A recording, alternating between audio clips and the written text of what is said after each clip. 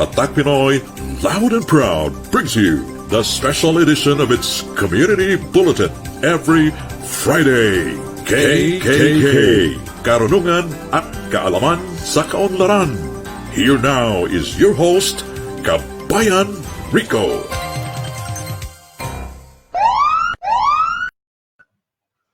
It's once again time to grow. It's time to feed your mind with insights and lessons from our mentors today.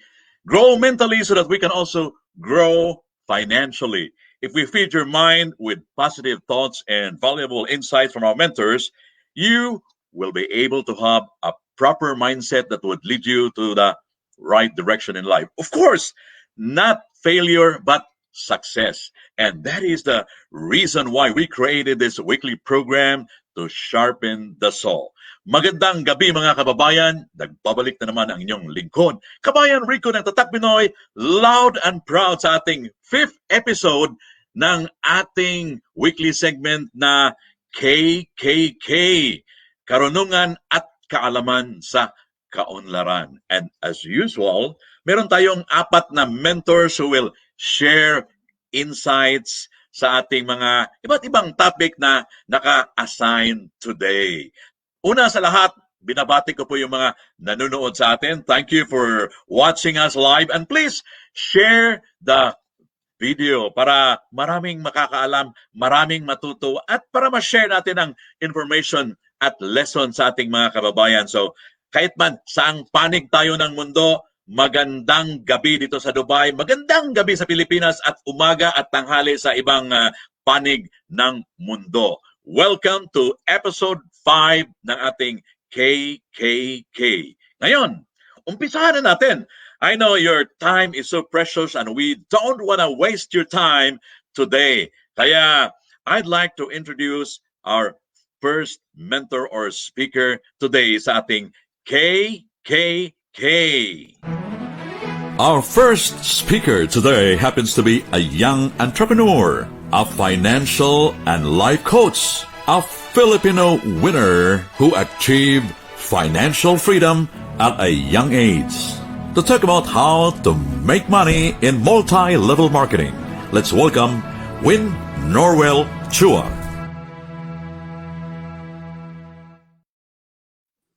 Ayan.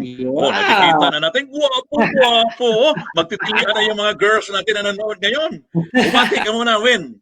Hello sa lahat. First of all, maraming salamat, Sir Rico, for inviting me at Pinoy all over the world, globally, para sa lahat na nanonood sa atin. And especially, I want to pabatiin ko lahat ng front row, lahat dyan na nakikinig. And syempre, for my mentor, Sir Harvey De La Cruz, for my team, Unbounded.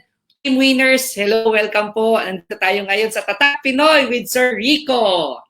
Yeah. Ayan. Oras na para we will transform the minds of those who are still dwelling in their comfort zone, di ba? Yung mga walang burning desire dyan. Dapat istingin na natin para, we can achieve the main reason why we are here working in a foreign country, di ba? Baon natin yung mga pangarap, pero walang mangyayari kung sahod lang talaga. Kaya ito na yung pagkakataon natin. Listen close at saka pay attention to what Win will say. Kasi ito, milyonaryo Kaya dapat makinig tayo sa mga successful people. Oo. So, here we go. Win Norwell Chua. How to make money in multi-level marketing. Wow. Well, first of all, thank you so much for the opportunity to share what we have here in front row. Una sa lahat, we all know na marami tayong pinagdadaanan ngayon sa panahon ngayon. Mga hindi natin in-expect, mga unexpected things to happen in our life. But don't worry, because we're here to help each everyone and guide you throughout life. So what is, sa akin naman yung part ko na I really like to share to each everyone here right now is yung opportunity na pwedeng makatulong sa ating lahat, current situation natin sa mga nangyayari. Normal naman, number one, lagi natin nagiging problema is pangit ang pakinggan pero kailangan natin pag-usapan. Number one is we have to talk about money. We have to talk about our finances. We have to talk about our belief and pananaw sa buhay. Kasi yan yung nag-a-affect sa buhay natin. Either you don't like to talk about money, you have to talk about it kasi yun yung solusyon yan yung kailangan para sa akin, Sir Rico, nawala yata tayo. Okay, so sa akin yun yung isa sa mga important things to understand na kailangan natin mapag-usapan yan, yung our future, our finances, ano yung mga kailangan natin gawin para mas mapaunlad ang ating buhay and makuha natin yung goals natin. So I believe each everyone have goals in life, each everyone have dreams, but the problem is because of current situation of the problem, we are the victim of the present situation. So yung mga nangyayari ngayon, lalo na ngayong pandemic, so a lot of people are unprepared sa mga nangyayari. So dito tayo talaga na challenge, dito talaga nalaman dito na pinaka-apektado talaga dito yung talagang sakto lang yung meron o kaya yung halos walang savings, talagang talaga tayo, doon talaga tayo makakain ng problema at sitwasyon. But here, we want to share something na una, may maraming opportunity outside. There's a lot of different kind of opportunity outside that you can do. Pero sa akin, I'm so happy because Front Row prepared me to something I never expected like this happen. So thankful po talaga ako kay Front Row kasi unang-una, it guided me through my life. It also helped me how to become a better person. At the same time, it gave freedom for me. Unang-una sa lahat, matagal na po akong walang trabaho. So ayan. So yun, kung makikilala ko ng marami, so I never been work since birth. So aga po ako natuto sa entrepreneurship. That's the one thing I like about. And then, syempre, sa akin, if you're interested to know more about Front Row, mas marami tayong mapag-uusapan dyan. Much better, we can contact me or let's talk about it. And if you have some friends or other colleagues that's also part of it, don't hesitate to ask about Front Row kasi we are willing to help and guide every people throughout naman din po. So sa akin, siguro, one thing for sure na pinaka-importante talaga sa tao, number one is kailangan meron tayong mentor. because this person can guide us throughout life. Because ang mentor po, siya po yung sometimes mag-guide sa atin or mag-direct sa atin throughout our success. So if we will not guide each everyone here right now, yun lang po yung nagiging problem natin. So sa akin, mas gusto ko na pinaka-importante talaga, if you really want to achieve your financial success, kailangan meron kang mentor who's going to guide you kasi napaka-importante yan. And other than that is pinakamatindi siguro yung mga self-discipline natin sa sarili. Napaka-importante yun na ayusin natin yung sarili natin. Kasi ako sometimes, it's very funny, no? Kuya Rico, ang dami kasing tao na currently, we all know there's a situation currently happening right now sa atin. Pero nasa comfort zone pa rin sila. They're still enjoying, they're still having fun. Doon lang minsan ako nasasad kasi sabi ko sa sarili ko, why not become more responsible kesa mag-wine, kesa puro pag-usapang problema. Why not find other things na pwedeng makatulong sa sarili nila at the same time sa pagkamit ng kanilang pangarap. Kasi nandyan na yung problema, nandyan yung solusyon. So we have to tend to start believing ourselves and doing something. So find a good mentor that can help you grow. Start disciplining yourself. It's very important because lack of discipline, talaga maraming nawawala kasi nga wala nagbabantay Yun yung problema pag wala kang mentor, wala ka na rin disiplina, so you have to do what you want to do, and enjoy mo na lang yung buhay mo. So nawawala na yung focus kung ano ba talaga yung gusto, yung way. So sa akin yun. And then syempre, happy ako if you will find a very good mentor because this person can also help you plan throughout the success. So let me napagplanuhan din, napaghandaan din kasi ito yung isa sa mga favorito kong kwento, Sir Rico, about yung mga simpleng kwento lang natin, yung kwento ng langgam. Lagi ko kinikwento yan. Currently, sabi ko, pagising mo ng umaga, if you will find langgam, kung laki kang probinsya, makakita kang daming langgam dyan. Una, kalat-kalat sila, ano-ano pinagagawa nila. And then, you will find out after a while, makikita mo nakapila na sila. At the same time, mamaya, kapag sisundan mo yung pila nila, it's the connection of paghahanap nila ng pagkain.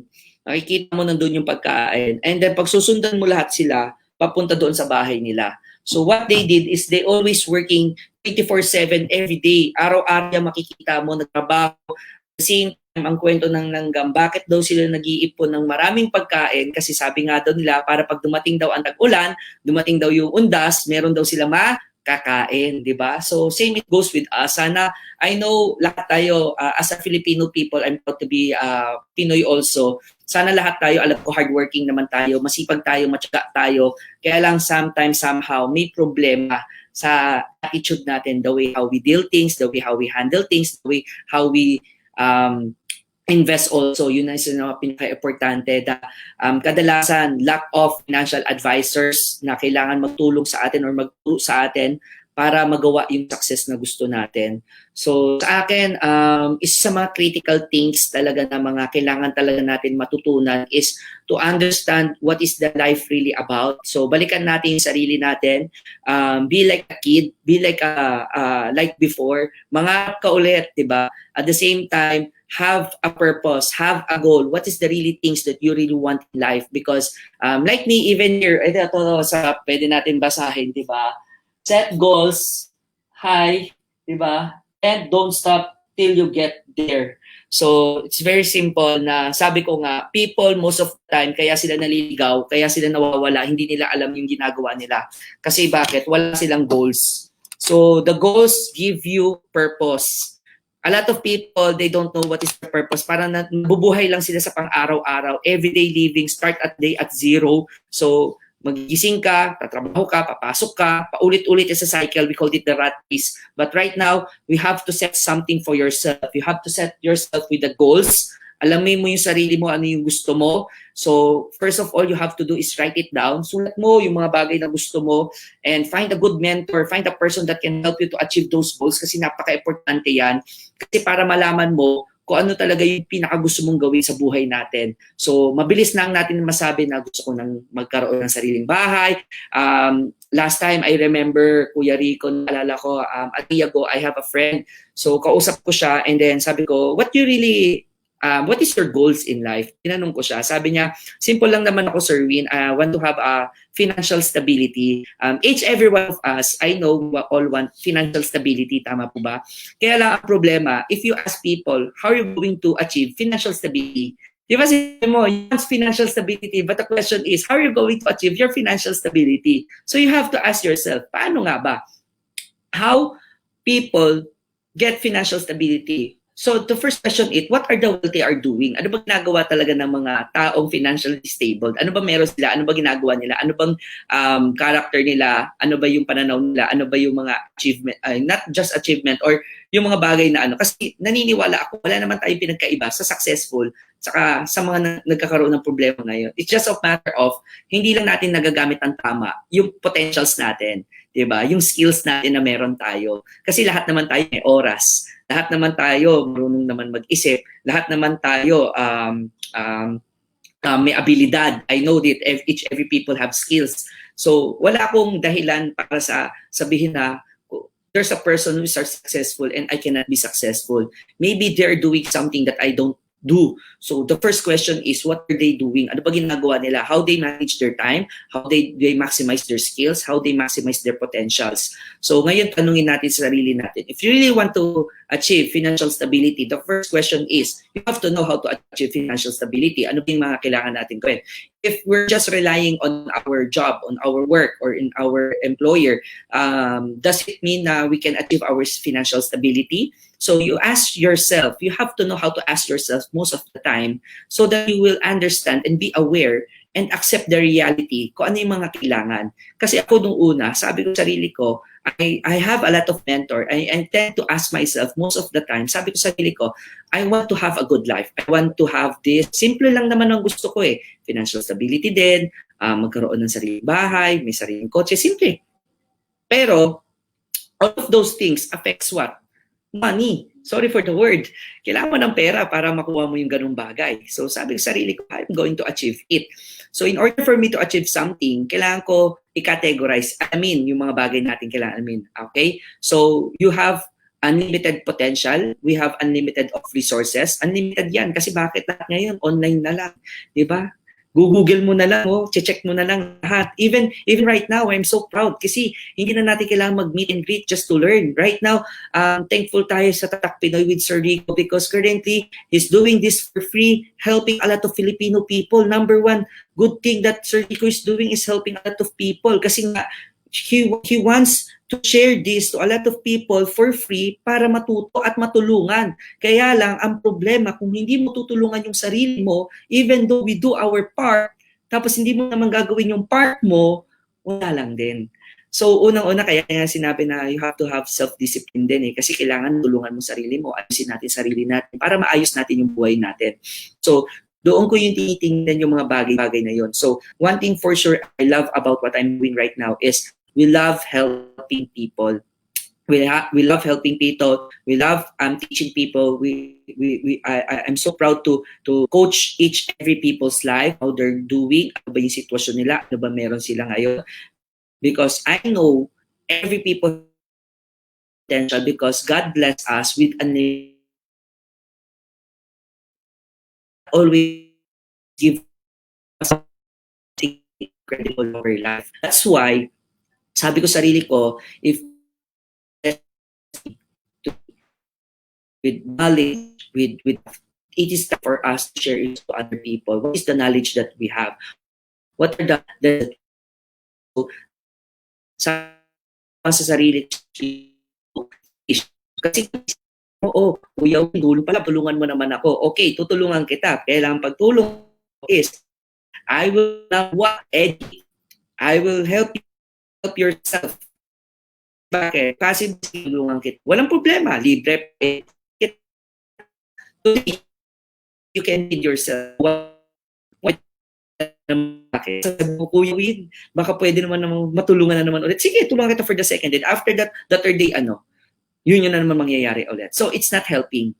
Okay? It's not helping people. If you want to help people, number one, you have to do is to educate them. Teach them how to fish. Tuturuan kitang lumangoy, tuturuan kitang mangusda, tuturuan kitang magpalaot para pag natuto ka, you can feed yourself and your family for the rest of your life.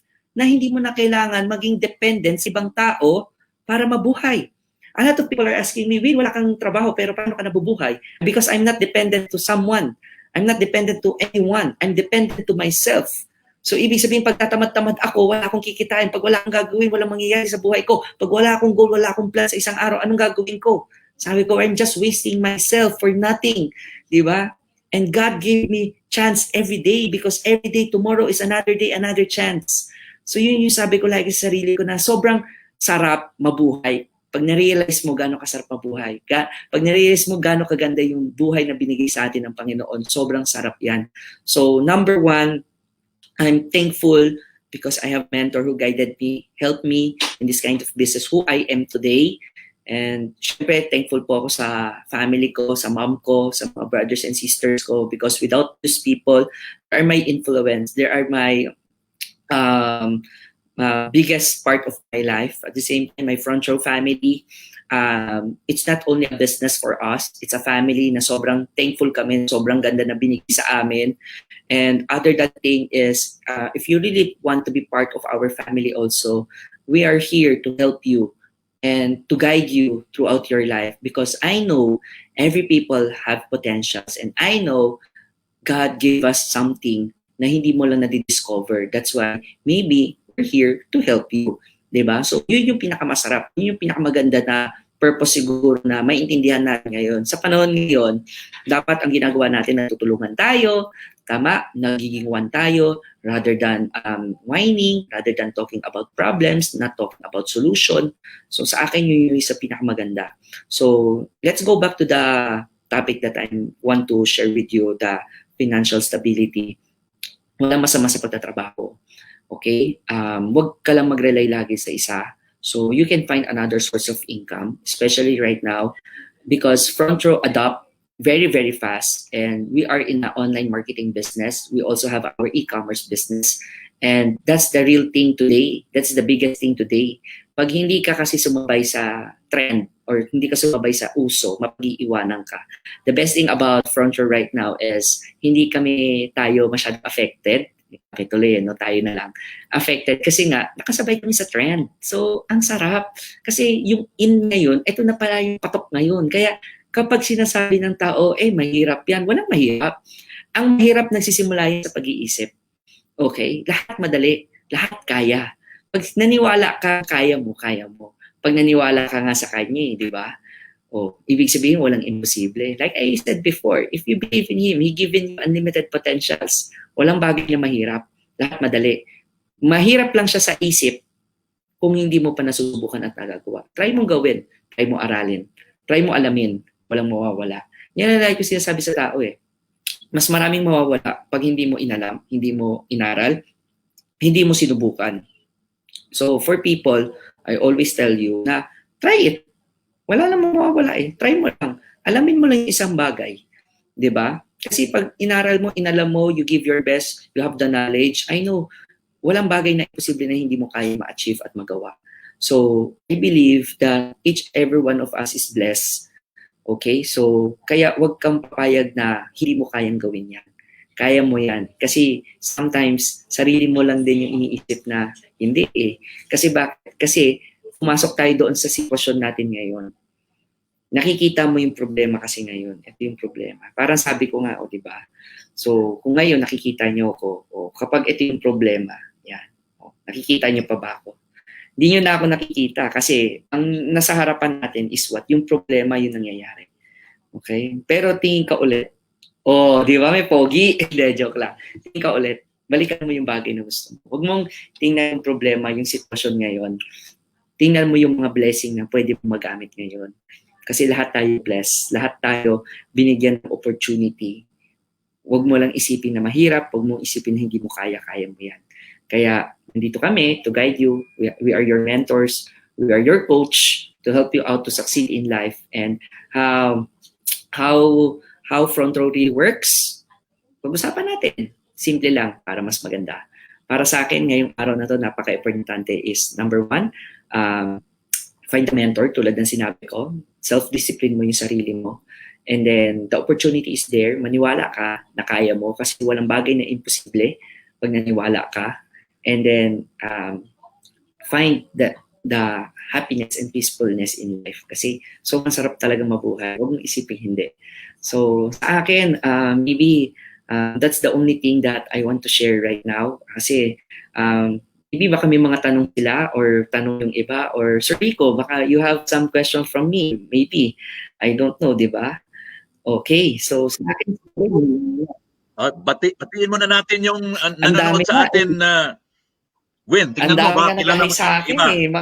mga supporters ko po. Tingnan mo. Gusto ko ikaw yung bumati niyan. Actually, mga supporters ko, hello. Good evening for everyone. All the way from Philippines, ang dami nila. Ayan, UAE. Okay, may mga Taiwan pa. So, ayan, sobrang thank you to all the people who are supporting me right now. And thank you so much for Sir Rico, Tatak Pinoy, abroad. Syempre. Harvey is watching. Tinitingnan ka ng busing, no? Ayan na sila, nagko-comment na, ang dami. Di ba? Okay. Kaya batiin mo. Ang dami nagme-message mo yung right lahat. now. To all of you, first of all, thank you for supporting us from Hong Kong. Ayan, Miss Juvie, hello. Lahat sa inyo dyan. Sobrang dami nagme-message. From Riyadh, andyan din si ate. Hello. Thank you so much. And if you're interested to be part of my family, to be part of Front Shore family, to be part of my team, nandito lang po kami, mahihiya, kayo mawawala, kasama nyo kami. One of my Millionaires Club is also watching all the way from Philippines. Andyan din sila. Hello. Ayan, di ba? So, sobrang dami nanonood. Thank you so much. I'm so proud to be part of Tatak Pinoy to help more people, di ba? So, karunungan at kaalaman at kaunlaran. Yan ang totoong magbibigay ng success sa atin sa buhay. Naniniwala po ako dyan. It's all about knowledge. And syempre, don't hesitate. Lumapit sa amin nila Sir Rico to mentor you, to coach you, to guide you, because we are free of advice. Okay? Ito po yung blessing na binigay sa amin. Hindi kami nagpapabayad para tumulong ng maraming tao. Yan. At by the way, dapat malaman nila na yung front row is tumutulong din sa mga no work, no pay. Yes, actually yung first month ng pandemic, we help a lot of OFW people na wala pong work, and at the same time nabigay po tayo ng mga relief goods not only in Dubai but also in Abu Dhabi and Fujairah. So mostly lahat na nasalanta ng we help also. And currently even in the Philippines, we have our biggest social responsibility. So I'm so proud to our company business partner and owners. Just want to bati sa kanila na Derek R.S. Francisco and Engineer Samuel Versosa. Thank you so much for all the generosity that you always give to all of the people. And syempre, what is the Frontier family doing is throughout sa buong mundo, gagawin namin yan, tutulong kami ng maraming tao. So tuloy-tuloy po yan, hindi kami titigil kasi sobrang mahal namin kayo. So huwag kayong mag-alala, dito kami para i-guide kayo throughout success. So sobra.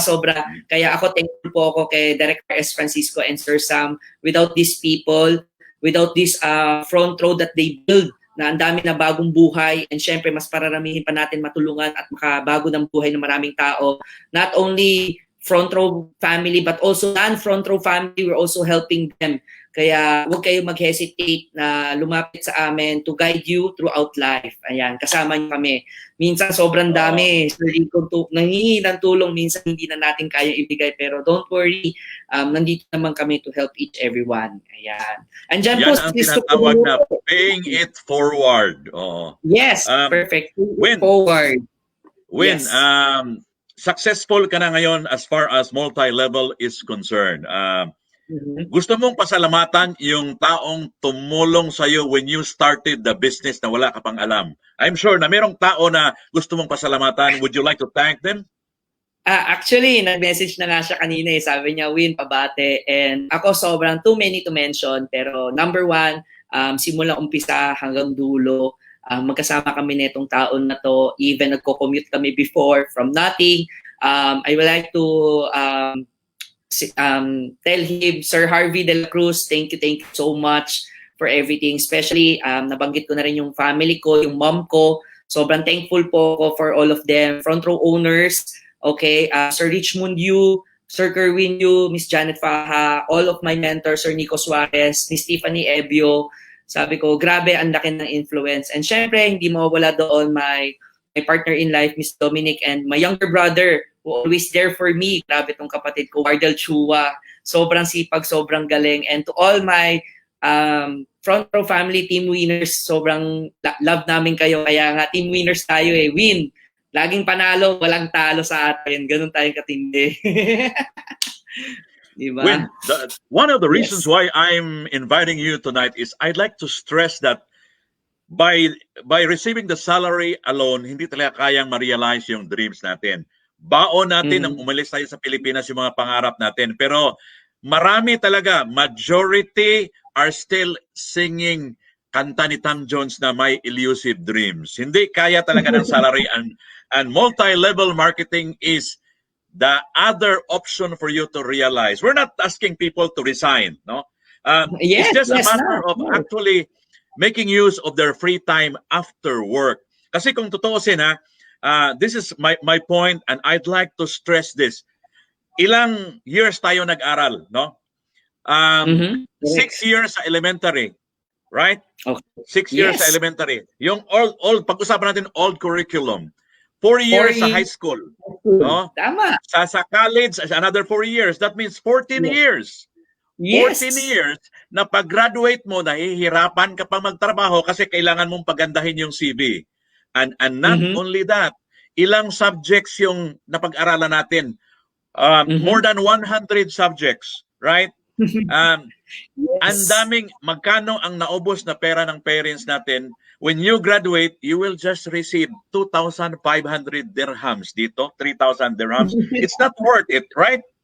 In multi-level marketing, 5 subjects lang talaga ang pag-aralan nila. Nung una, company profile. Second, product knowledge. Third, compensation plan. Fourth, handling rejection. Number 5, presentation skills. 5 lang, no? And this multi-level marketing is the only solution for OFWs to realize that. At marami pang option aside from multi-level marketing, but multi-level marketing is another one, no? Kaya I invited you just to invite people that this is one of the many ways for us to realize their dreams. Kaya maraming salamat in behalf of the Tatak Pinoy. I'm sure na marami tayong nagising ngayon, lalo na yung mga nahimbing na sa comfort zone. Oh, maganda nga ang comfort zone, pero nobody and nothing will ever grow if you will dwell from your comfort zone. Yes, true. And maraming salamat, Win. Thank you, Sir Rico. Thank you so much for inviting me. Maraming salamat to all the people out there. More blessing po sa atin because this is not the first time that Sir Rico and me will be here. We will be throughout and tuloy-tuloy po yung mga segment natin. Maraming salamat. More things to come. Antabayanan nyo. Baka next time, mas marami tayong pabonus na mangyayari. Okay? Yes. Thank you, Sir Rico. Thank you again and send my regards to the entire front row family. Maraming salamat, Win. Mga kababayan, this is KKK in progress. Narinig natin kanina yung sinabi ng isang milyonaryo na batang-bata pa. And I'd like to stress this again. If Win can do it, kahit sino kayang-kaya. It's just a matter of breaking out from your comfort zone. Ngayon, andito na tayo sa pangalawa nating speaker. Oh, ito, mayaman na mayaman ito. Kaya ayokong banggitin ito ng pataphaw lang, no? Dapat talaga yung credential nito malalaman ng madlang people. So I'd like to introduce him properly. Ito yung second mentor natin sa 5th episode ng KKK, brought to you by Tatak Pinoy, Loud and Proud. Our next mentor is a sales and marketing manager of Sony Middle East and Africa, handling car audio category for East, Central and West Africa and Saudi Arabia. A registered financial planner, sales director, and co-founder of KD AgriVenture Incorporated, a company that promotes agriculture business in the Philippines. a managing partner of Investusiast, a social enterprise that teaches financial literacy and investing to OFWs in the UAE, an organizing team member of Money Talks UAE, a group that brings top-notch Filipino business and finance speakers from the Philippines to conduct seminars in the United Arab Emirates, a member of Bowlers Toastmasters Club in Dubai. To talk about enduring in the midst of the pandemic, let's welcome Pablo Santos Jr.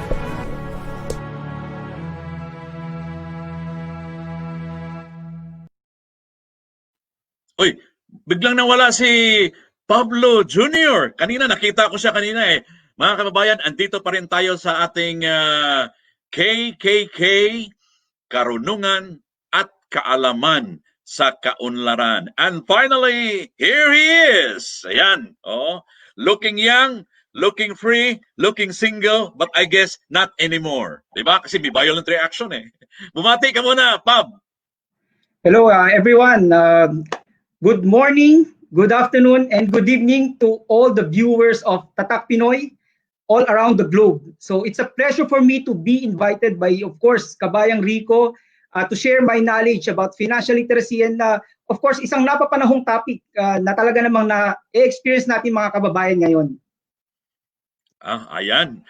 Excited na sila, Pab. Kaya ayokong I don't wanna steal your time tonight. Mas maganda yung ikaw na mismo magsasabi. Kasi sabi nila, oy, huwag ka na magsasalita dyan, Kabayan Rico. Ibigay mo na agad kay Pablo Jr. Here we go.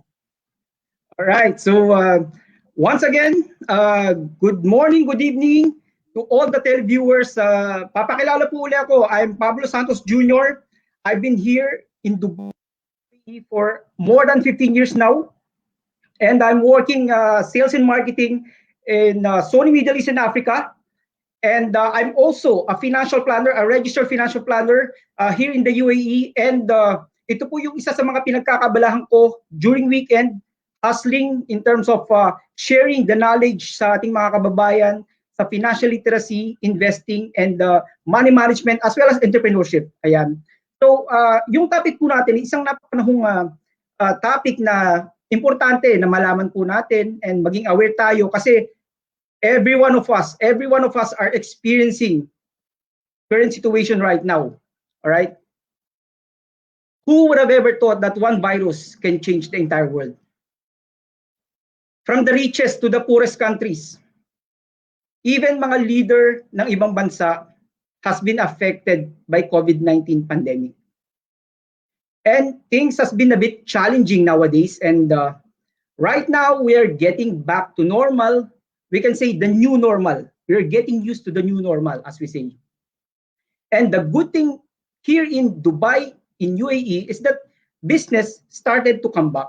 Okay? So somehow, nag-o-open na uli yung economy natin. And this is a very good sign of some slight recovery, slowly but surely. All right? But you would agree with me that COVID-19 pandemic have really caused us a lot of social and economic disruption sa economy natin. Sabi nga ng mga expert, di ba? Sabi nga ng mga expert, they have forecasted that we are in the midst of another big and global recession, which actually happens last 1930s, nung meron tayong global recession, isang malaking recession, and we are also on the brink of experiencing it. Wag naman sana. All right? And frankly speaking, ngayon po, as we speak, okay, the total number of cases in the whole world is around 15.5 million. Okay, infected cases. And unfortunately, 633,000 have already lost their lives because of COVID. And everyone, all the big pharma companies, they're all in search. They're running versus time to search for the vaccine. So pagdasal po natin yan. Ngayon, ang tanong po dito, lahat po tayo dito, especially mga nakikinig, lahat po tayo dito OFW.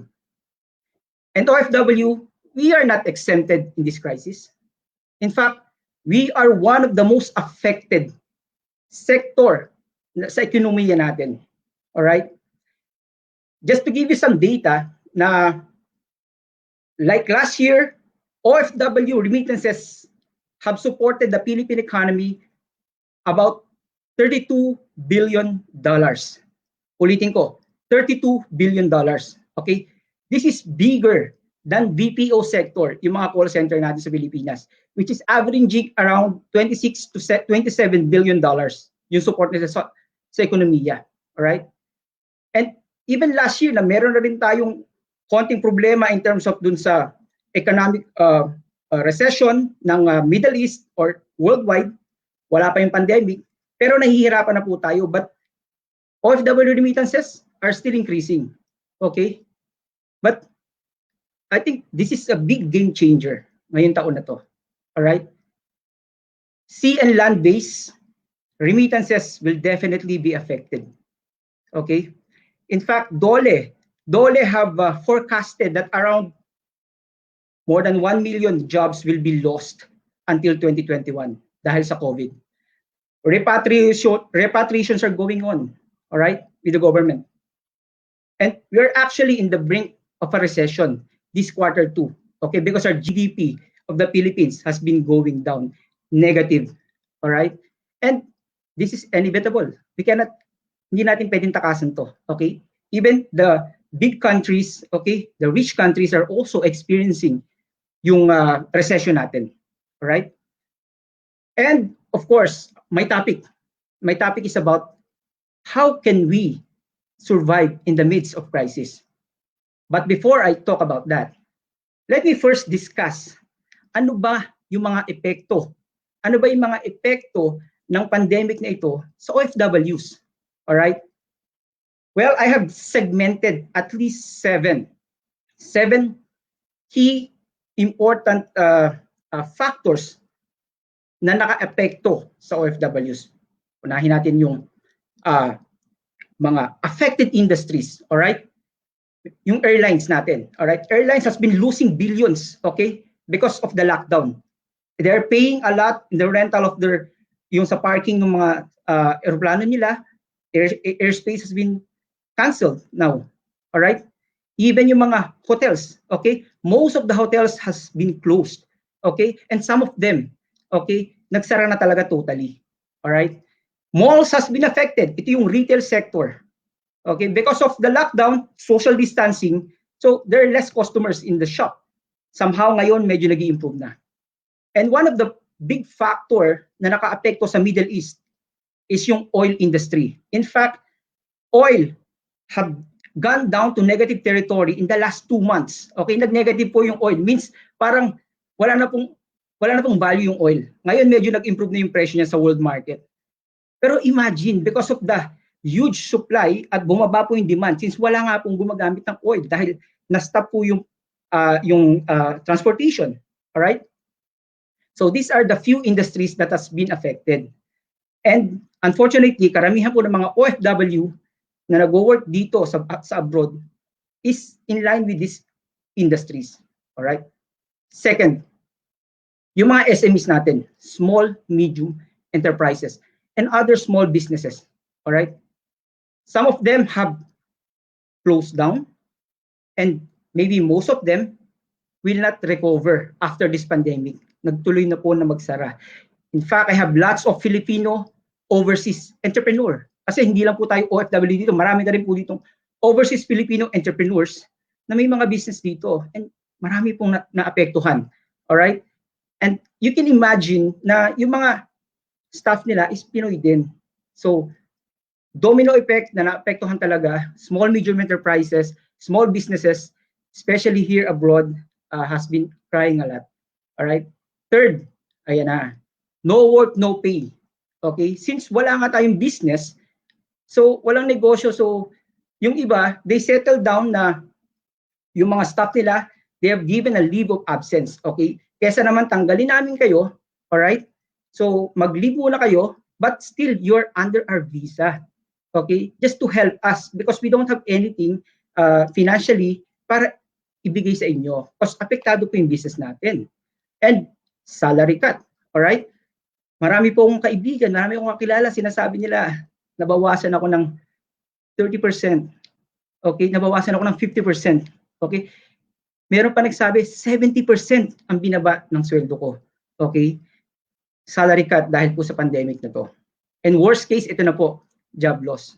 Alright, job loss, as a result of job loss, we have to repatriate yung mga kababayan natin dito pabalik ng Pilipinas. Alright, another important factor, pang-apat, ito po yung OFWs have more fixed expenses abroad. If you're going to compare OFWs versus yung typical na empleyado na nasa Pilipinas, alright, yung OFWs, they're spending more than dun sa mga empleyado na nasa Pilipinas. Bakit? Yung mga empleyado na nasa Pilipinas na wala ng trabaho dahil sa COVID, they can still come back their house. Karamihan doon, bahay po talaga nila, they're not renting it out. Alright? Their family, their relatives are supporting them, daily needs, pagkain, kuryente. But OFWs, it's a different battlefield here. Okay? Nawalan tayo ng trabaho dito, nawalan tayo ng sweldo, nabawasan yung sweldo natin, but still, we have to pay the rent. And as you know, rent expenses is one of the biggest factor ng cost ng gastos ng mga Pilipino abroad. We have to eat. Kailangan natin kumain. Kailangan natin magbayad ng kuryente. If our kids are here, we have to pay tuition still, right? So, tuloy-tuloy pa rin yung expenses. Mas malaki yung expenses ng OFWs compare sa mga typical na empleyado sa Pilipinas. Panglima, OFWs have loans, they have personal loans, they have bank loans, they have bad debts. Okay? This makes the matter worse. Kasi yung mga kababayan natin pre-COVID, may mga utang na. Marami na po mga kababayan na may problema na financially. Okay? They haven't managed their finances quite well. So that's why nandito po kami, we try to help to educate them. But still, that's the reality on the ground right now. All right? Number 6. There are lots of expired visas here, as you know. Some of the kababayans, they have pending disputes with the employer. All right? So this actually complicates the matter. They want to be repatriated back to the Philippines, pero since meron pa silang issue sa mga employers nila, they still have to fix this. And this is delaying yung pagbalik nila sa Pilipinas. And number 7, depleting funds. Depleting funds. All right? For many OFWs, okay, yung mga nakapag-save pa, yung mga nakapagtabi pa, nakapagsubi pa ng emergency fund nila, like say 6 months emergency fund, all right, they're still surviving, okay? Pero paano kung konti lang yung savings mo? Okay, paano na, 'di ba? They have to take a loan sa mga kaibigan nila or sa bangko. It's very difficult at this time. Para siyang double whammy na, kumbaga, nagiging cycle na lang siya, hindi na tayo makakaalis sa rat race. Alright? Papaano po yung talagang walang ipon, walang investment, walang savings, di ba? So, nahihirapan po talaga sila. You can imagine the current situation of our kababayans now. Alright? But still, I believe that Pinoys, even if we are tested by countless calamities, okay, there are lots of catastrophes that come on our way. We can name a few. We have Yolanda, we have Ondoy, okay, we have Pinatubo eruption, we have Taal eruption recently. But Pinoys are like bamboo, okay? If the bamboo is very strong, that after the storm pass, the bamboo is left standing. Nakatayo pa rin yung bamboo. That's the good thing for the Filipino. That's what I like for the Filipino. That's the family, the faith, and the fun factors is still there. Nakakatawa pa rin tayo despite of this crisis, right? So, yan ang isa sa strength natin as Pinoy, yung race natin, that sobrang positive pa rin natin despite of what is happening right now. Alright? So now, let me discuss yung topic ko, okay? My topic is how we can endure in the midst of crisis. Okay? Ngayon po, I'm going to share 10 things. Alright? 10 things on how we can cope up and hopefully ma-implement po natin to after we finish this this discussion. All right. Number one, okay, we have to protect ourselves. We have to protect ourselves. Sabi nga ni Jack Ma, okay, I like his quote when he says that 2020 is a year of staying alive. We cannot talk about our dreams and our plans right now. We just have to make sure that we stayed alive. Because if we have stayed alive, we already have made profit. Okay? Kasi dito, we cannot think this year na kailangan natin kumita ng malaking pera. Alright? Kailangan po natin mag-survive at this time. And once we survive, we have a chance to change ourselves. We have a chance to invest later. We have a chance to save. Alright? So, let us all be guided with all the government rules and regulations. Sumunod po tayo, alright? Especially sa Pilipinas, na parami po ng parami yung kaso ng COVID. So, let us follow the rules and protect ourselves. Never let your guard down. Pangalawa, alright? We should have a positive mindset. We should have a positive outlook in life. Alright? Negative na nga yung nangyayari. Kaliwat kanan, negative na yung nangyayari. Diba? Tapos gusto mo negative ka pa. Mag-isip ka na rin ng positivity. Positivity is a choice. Alright? So, you just have to follow and do the things that you can control rather than the things that you cannot control. Alright? Have a very positive mindset, especially this time. Third, let us commit to change. Let us commit to change. We have to reset. We have to recalibrate. We have to learn new skills. We can do goal setting. All right? If you're going to ask me what is the best gift that COVID-19 have given us, is the gift of time. Sa ngayon po, ang dami-dami nating oras. I can imagine during my lifetime, na ngayon po ako nagkaroon ng isa sa pinakamaraming oras sa buhay ko. Alright? So, if you're given this time, okay, use it in a proper way. Invest in learning, invest in knowledge. Okay? If hindi ka pa nakakapag-goal setting, kasi goal setting means you are planning already, okay, ano ba yung gusto kong mangyari? Kaya nga ako nag-a-abroad, di ba? And I think by default, sa lahat sa atin ng mga OFWs, by default, isa sa goal natin is to retire early, happy, and financially free. Alright? So, unfortunately, yung iba hindi nakapagplano ng goal setting sa atin eh. But this is the right time. Kahit 5 years ka na sa Dubai, kahit 10 years ka na sa Dubai, you can still start your goal setting. Para alam mo, may align mo, okay, yung gusto mo mangyari later on pagbalik mo. Alright? Pag normal na yung situation. And of course, pang-apat po dyan, cash is king. Cash is king.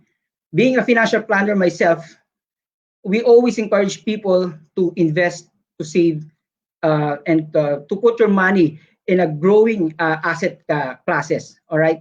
But at this point in time, okay, first I think we have to focus on essential. We have to focus on our priority. Ano ba to? Okay, ito yung mga pagkain, yung bahay sa bahay, yung education ng mga bata, and so on and so forth. All right.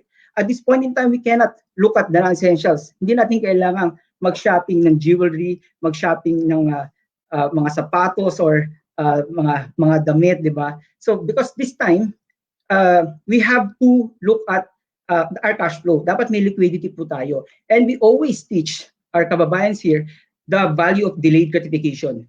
Okay? Kung hindi mo pa siya kailangan ngayon, huwag mo munang bilihin. Alright? Keep your cash afloat. Alright? Panglima po, increase your passive income. Increase your passive income. Well, sabi nila, there are lots of affected industries dahil sa COVID. But I can say that there are also a lot of opportunity. There are a lot of industries na nanganak ngayong pandemic.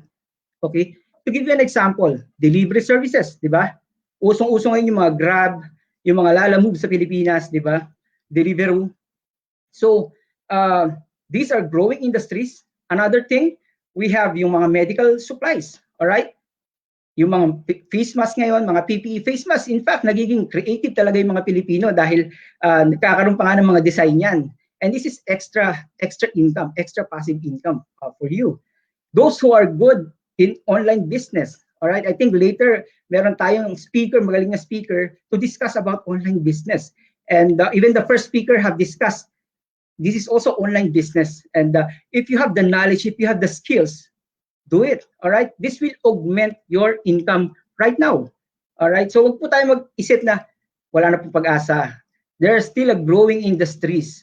Sabi nga, in fact, Alibaba, okay, Alibaba was founded during nung 2003, meron ding crisis noon. Okay, and that is the boom of the internet era during that time. And ngayon, they are a billion-dollar company. They started during the pandemic before, during the crisis before. So there's still hope to all of us. All right. Pang-anim, we have to go back to basic. Andiyan po yung saving, protection, and investment. Ito po yung tinuturo namin as financial planner dito sa UAE. Okay? The importance of savings, kaya we have to save first. Okay? Hindi tayo makakapag-save kung wala po tayong positive na cash flow. Okay? We have to have protection also. We have to protect our family. For example, insurance. Ngayon po, napakamahal po magkasakit, di ba? Especially kung COVID yung case mo, kung sa Pilipinas, it will be around 500,000 to almost 1 million yung magigagastusin mo. So you have to protect your family, you have to have protection as well. And of course, nandiyan po yung investment. Okay? Andiyan po yung bonds, we have stock market, we have mutual fund, we have real estate, we have other businesses, right?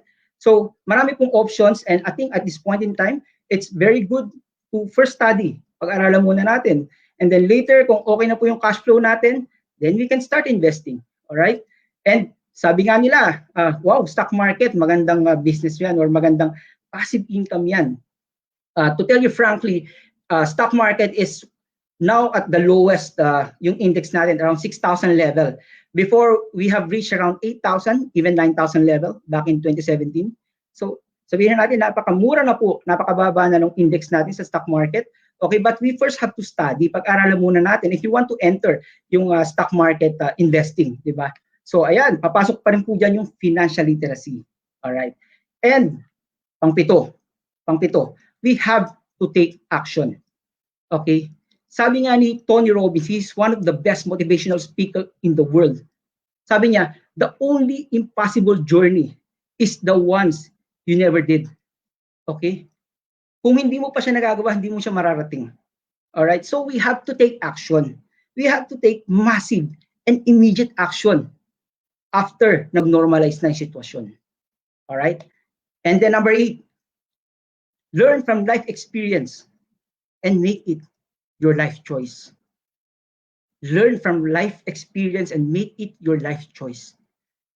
You don't want to come back in this situation once again, na nawalan ka ng trabaho, na nawalan ka ng pera, na nabawasan yung ipon mo, na nawalan ka ng investment, di ba? You have to remember the feeling, okay? Na ayoko nang bumalik dito sa sitwasyon na to. Kaya nga, itong mga tumbling blocks na to, we can make it, okay, a stepping stone later. So dapat hindi na natin babalikan to, means we have to change. We have to change our mindset and we have to take action in investing later after this. Number 9, we have to educate our OFW families. All right? Ang tawag nga po dyan is yung paying it forward. Paying it forward. Kung natuto ka, turuan mo yung mga kamag-anak mo sa Pilipinas because this is one of the key to be more sustainable.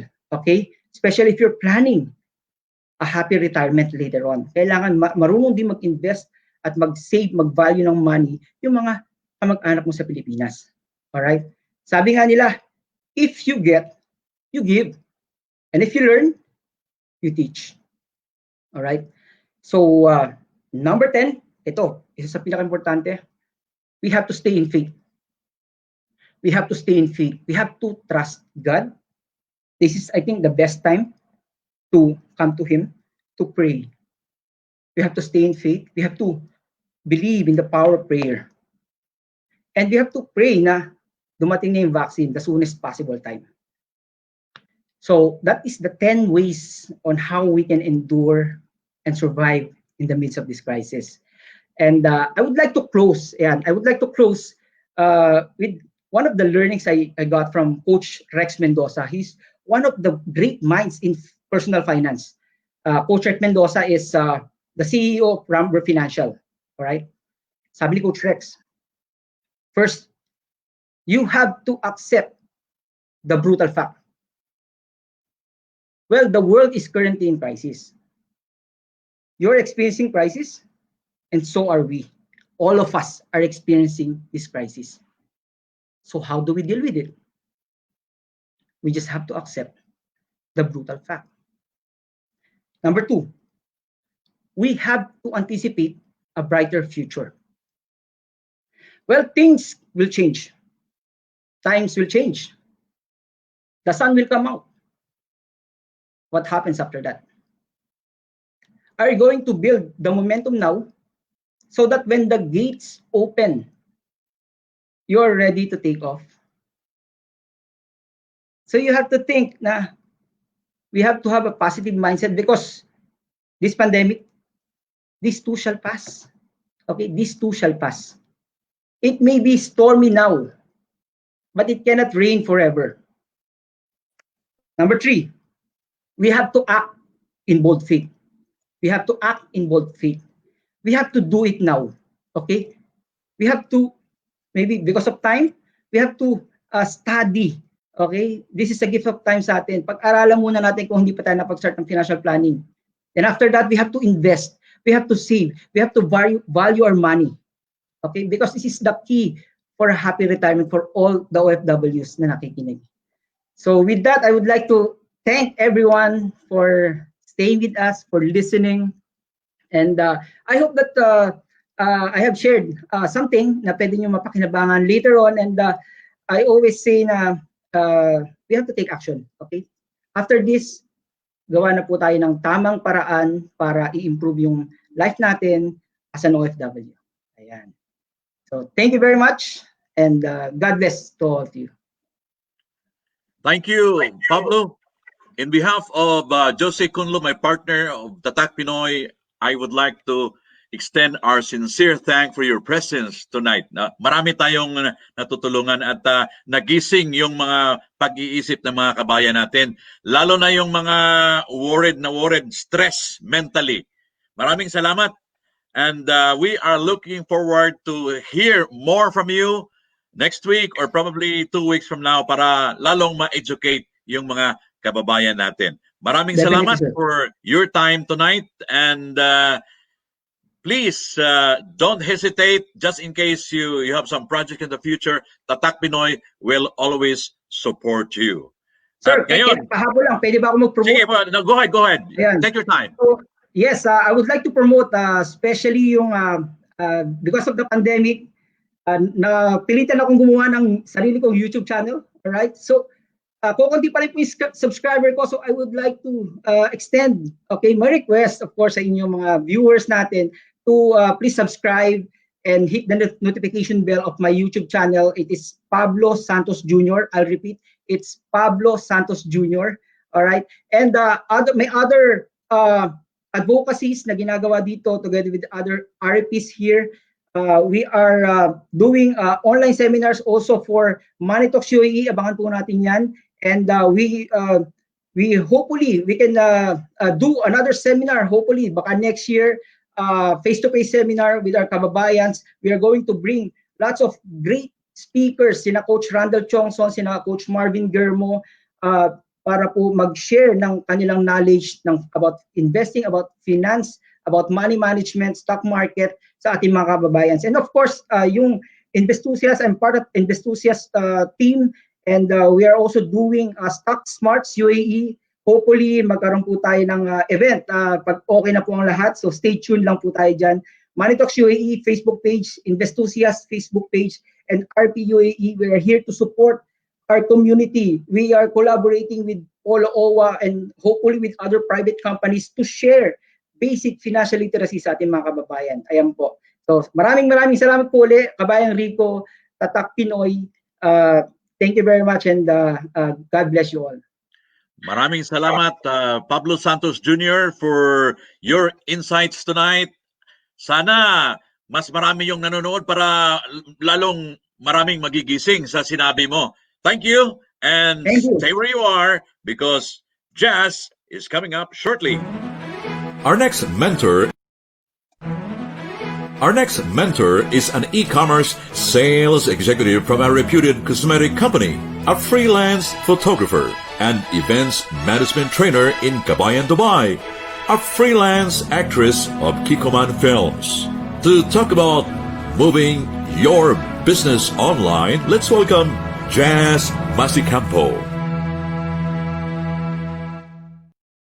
Yes, yes, Magandang hello. gabi, Jazz. Good evening, Kuya Rick. Kinakabahan ako. Nako, ang daming nag-request na kakanta ka ulit next week. Oh, Diyos ko. Yung Sana may nakita ng boses ako ulit. yung morning show natin kanina. Oo.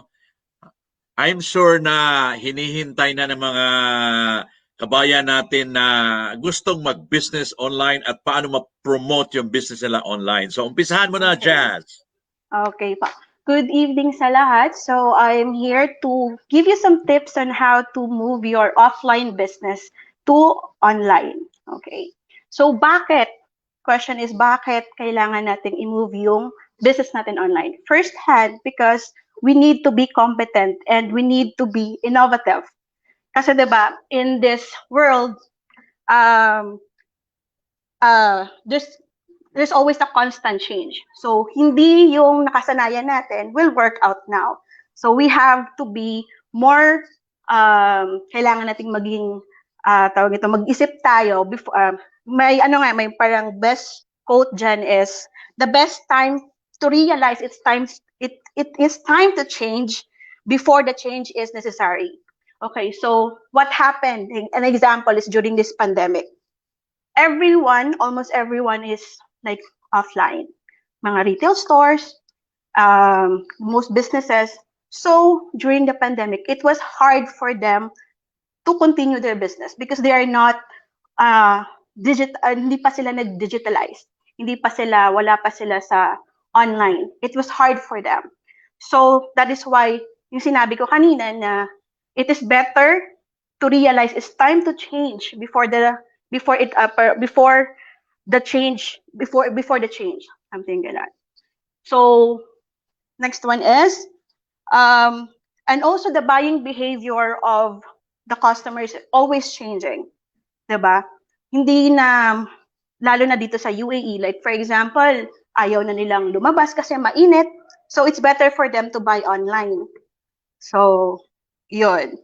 And okay, so we start for the first tip on moving your business online is do your marketing research. So you have to keep in mind that what is the marketing that is effective for offline might not be effective for online. So you have to make a proper marketing research about that one. And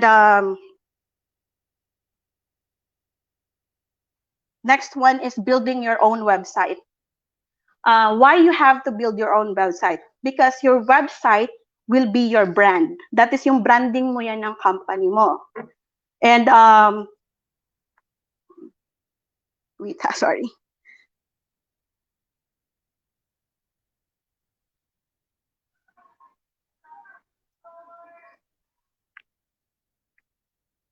Sorry about that. And then aside from building your website, you have to take care of paano mo siya gawin. Hindi pwedeng i-launch mo lang siya agad-agad kasi 'di ba ang pangit naman pag ni-launch mo yung website mo na may wrong spelling, hindi siya tawag nito, may mali pa sa logistics. So you have to take care of building your website. Check mo muna carefully. Like for example, for my company, what we did is hindi kami gumawa ng website na within 1 month, 2 months na nilabas namin siya sa market. What we did is it took us at least 1 year to be able to before namin malabas sa labas namin sa market yung website namin. Kasi nga, kailangan carefully siya. Like, paano yung processing ng orders? Ganon. Pag clinic mo to, paano siya pupunta? You have kailangan mong pag-aralan yung behavior ng website mo para if may mali, mas madali siyang masolusyonan, or if may in the future pag nila-launch mo na siya, if may mali, may konting error, mas madali siyang mas madali siyang ayusin ng web designer nyo or web developer. Ganon. And next one is keep it simple. So, you don't have na kailangang bonggang-bongga yung website mo. Kasi in the sense na masyadong ang maganda, hindi naman siya customer user-friendly. Kunwari pag masyado kang madaming nilagay na ganitong design, na pag-clinic dito, by mga, and also, kasi pag masyadong madaming sa website, yung mga masyadong madaming design, minsan nakakaano siya ng loading time. So as much as possible, keep your website simple, clean, so at least madaling makita ng customers mo kung yung anong hinahanap nila, product na gusto nilang bilhin or services na gusto nilang i-avail. Okay. So next one is develop for a maintenance plan. Why you have to develop a maintenance plan? Kasi yung website mo kasi syempre mag-gather siya ng mga data, and maybe yung yung database mo hindi na pala siya kaya nung information na nagagather niya. So minsan nagka-crash down yung website, and it's not a good thing kasi nga once nag-crash, it might take a long time for your developer or your website designer to fix the issue. So it's better you have to schedule a maintenance plan, so it's easier for them to kung may mga errors, may mga bugs, it's easy for them to ayusin. And next one is don't skimp on payment processors. When you said skimp, wag mong ubusin yung oras mo sa payment processor. So you have to make a proper plan on how will you paano yung processing method ng ng store mo, online store. Like for example, are you gonna use COD? If COD, paano mo siya ipaprocess? Magpa-partner ka ba sa courier mo? Or the customer will be sending you the money? Or are you gonna use a credit card method for your payment method? Ganon. So you have to properly plan how you process your payment. Kasi nga, ang hirap naman kasi na parang naka-online ka nga, pero ang hirap sa mga customers mong bayaran ka. Parang hindi na lang ako mag-online kasi parang, or magpupunta na lang ako ng competitor ko kasi mas easier yung payment scheme nila. Diba? You should always, always keep in mind the customer satisfaction. Kasi in online, it's totally different from traditional. Parang kasi 'di ba, pag may complaint or may customer may bad feedback, parang ang daming makakabasa. Hindi katulad pag traditional business, kapag nagkaroon ng negative feedback from a customer, mas lang parang pupuntahan ka lang, magko-complain, gano'n. But in online, it's a very wide a market, kumbaga. Kasi pag traditional ka, sabihin natin yung store mo nasa Karama or ang store mo nasa Dubai lang, which is probably yung taga-ibang bansa hindi not familiar with your store, right? But if you are on the online world, yung parang yung market, yung network ng ang reach ng ng business mo is too wide, kumbaga.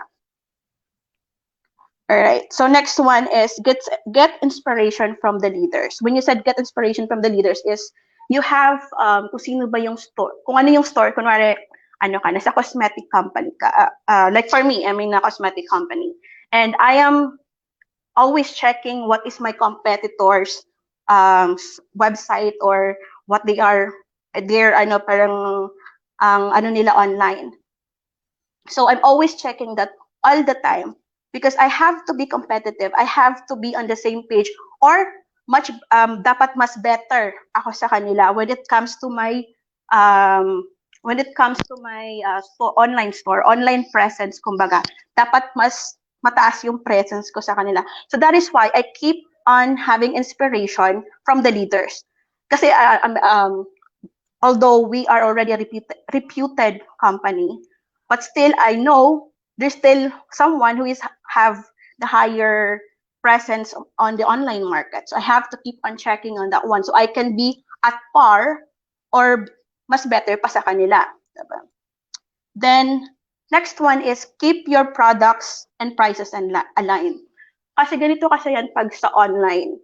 Since online, hindi siya ganun kagastos compared mo sa traditional business. Kasi nga, pwede kang walang physical store eh. Kasi kailangan mo lang at least meron kang warehouse or meron ka lang where you are keeping your inventory of your products. At least meron ka ng ganung location. Meron kang tawag dito, meron kang at least physical storage of your tawag dito mga products mo. Or if not, services, pwede mo lang, like kunwari meron kang manpower services, at least meron ang magagastos mo lang sa kanila is the accommodation. Ganun, diba? So it's not that hindi mo kailangan ng physical office when it comes to online. That is also one of the advantage of having your business online. And okay, continue with keep your products prices aligned. Hindi ibig sabihin, kunwari yung product mo, make sure naman na align sa prices mo. Hindi ka pwedeng magpo-post sa online na kunwari isang sabon. Actually, in the market, it's only 5 dirhams or $5. But then you're selling online for 8. Diba? So you have to keep aligned your prices and your prices of your products and your services. Hindi ka pwedeng sumobra, hindi ka din pwedeng bumaba. Like for example, bakit hindi ka din pwedeng bumaba? Kasi you have to keep in mind your logistics. Kasi syempre mag-spend ka din ng money for tawag ito ng courier, magbabayad ka, magkano yung shipping fee. Kung partner ka naman ng different stores, magbabayad ka ng sorry, maingay, na-disturb ako, sorry. And also, yun nga, so dapat paki-close na doon, ingay nyo, diba? Ayun nga, so dapat ano mo lang, hindi ka pwedeng sumabra at hindi ka pwedeng bumaba. Kasi syempre, you have to make sure that balance lang. Hindi na parang kahit paano, nababayarin mo yung logistics mo. Ganun.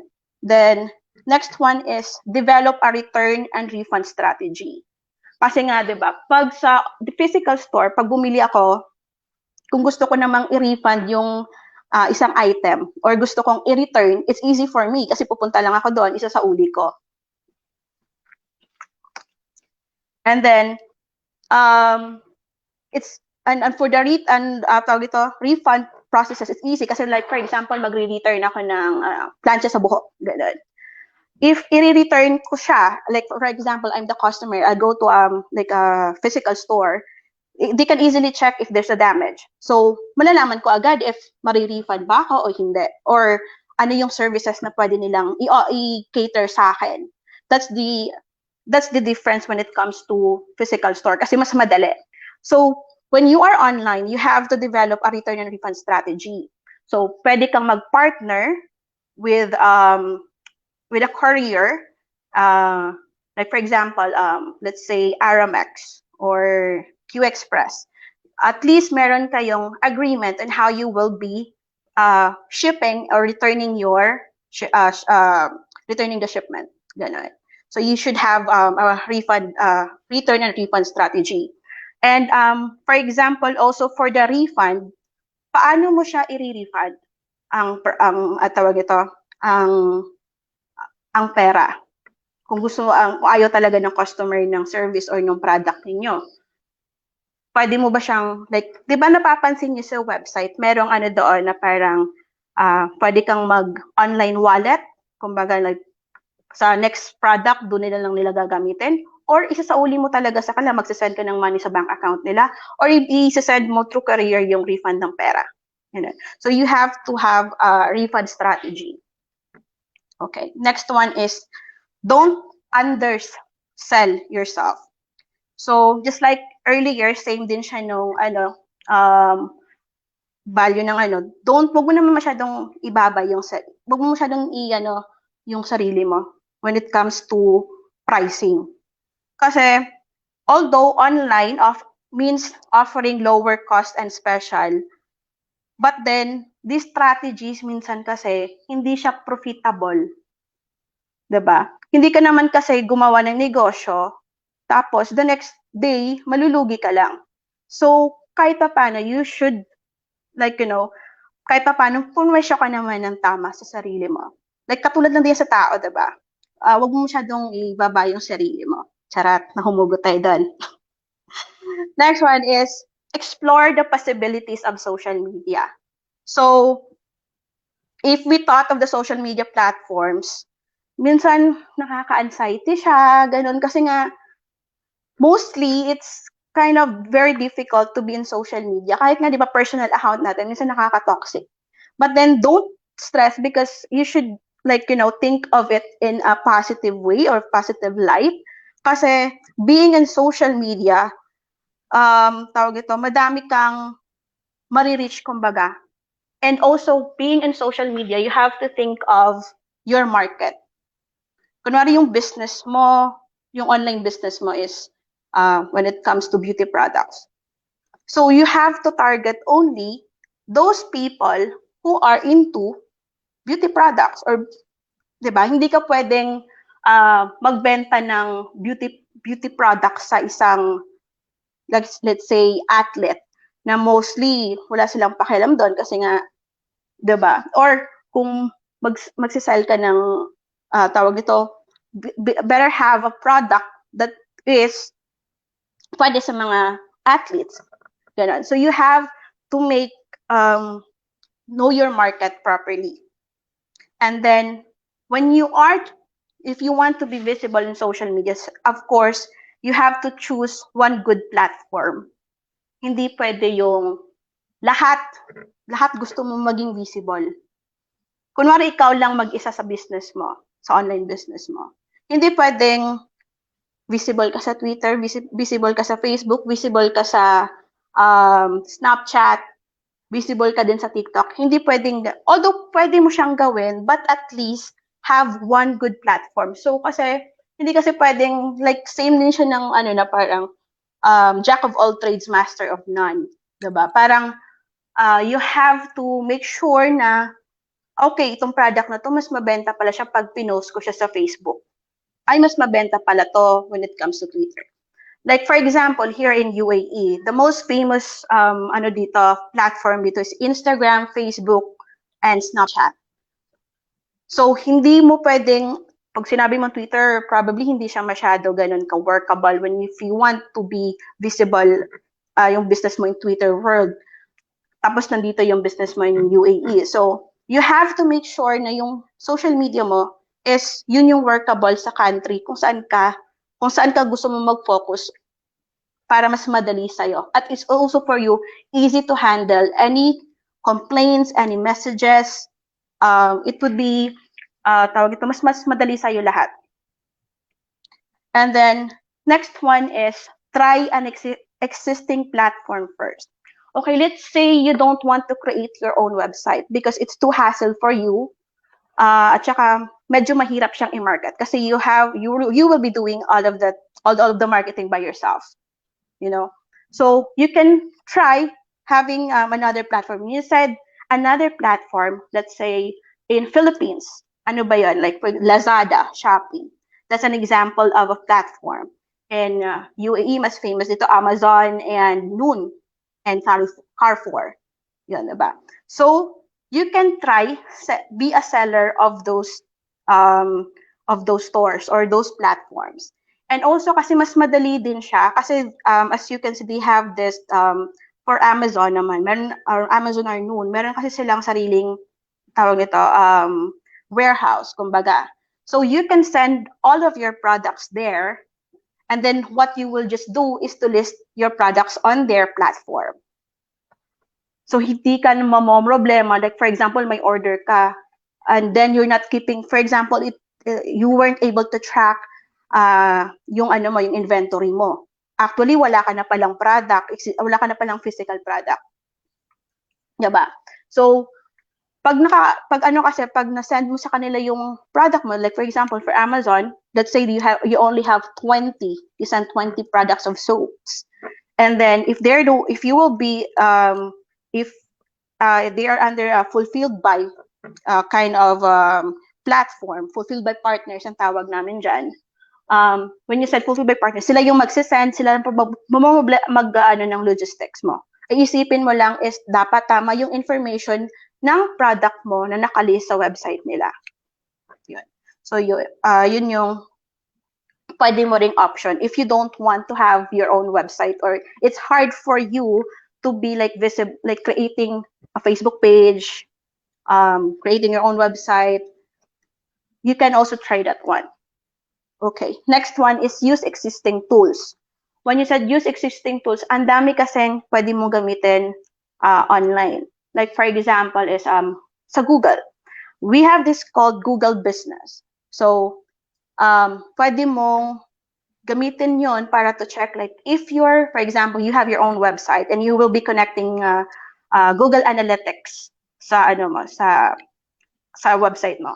It's easier for you to track how many people visited your website, how many, for example, yung processes ng website mo, like how many yung nag-view ng ganitong product, nag-click ng ganitong button. Mas easier for you to do that. Kasi nga, actually everything is already online. The only thing you need to do is you have to learn it. Pag-aralan mo. Kasi lahat andyan na eh. Then next one is be ready to scale. So always prepare for the absolute best scenario. Hindi mo naman sinasabi na parang overnight magiging successful ka online. Kasi hindi din ganun. Parang katulad din siya ng traditional business na parang unti-unti mara-reach mo yung success. Ganun. May times nga na medyo hindi talaga. Diba? But then, if you are, always think of the best one. And if you are, kasi at least, ready ka sa lahat. Like for example, kasi nangyari sa amin during the pandemic, the hardest part of that was, ang dami naming orders. Hindi namin napagplanuhan na kailangan naming mag-cap. Kasi may, parang during the pandemic, walang nagsasalon, diba? And we are in a beauty, our products are usually beauty products. So, may mga products kami na before, it's not sellable at all. Walang bumibili. Or kung may bumibili man sa isang buwan, isang peraso lang. And then suddenly, during the pandemic, nagkaroon kami like one product, suddenly we received almost 500 orders of that product. And siguro ang naka inventory lang namin is almost 1/4 of that. And it was very hard na parang, it was hard for us during that time kasi shipment on hold lahat. So it was difficult for us because we didn't think at all of, kasi nga diba, ang forecasting namin, when you're forecasting your inventory, it's based on sales. And we didn't expect that to happen. So that is why, yung nasabi ko ng be ready to scale and always think of the absolute best scenario of your business. And then, next one is create a responsive website. So, hindi naman pwedeng gumawa ka lang ng website na walang, di ba dapat gumawa kayo ng parang may chat, care support. Hindi kasi pwede yung parang static lang na website. Kasi at the end, mawawalan ng gana yung customers. It's like, for example, they have a question for a product and you're selling, for example, contact lenses. And at least if it is a responsive website, it is easy for them na parang tawag ito, magtanong ng different, alam mo yun, like, ito ba, katulad ba ng ganitong color, katulad ba ng ganitong brand, mas maganda ba yung brand niyo? Mas madali kang makakapag-interact with your customers. And also, customers is parang, ano kasi din, diba? Kahit in any business, like, they always want, they are satisfied. Always have that mindset na you always want to satisfy your customers. Okay. Next one is develop an email distribution list. So, kasi once, for example, you are ready to launch your website, so you should have a tawag nito, it should be working to collect email addresses and information of your customers. Kasi next time, like for example, if you want to run a promotion, like okay, for the month of December, like let's say you will have a Christmas sale, it's easy for you to distribute the information because you have an email distribution list.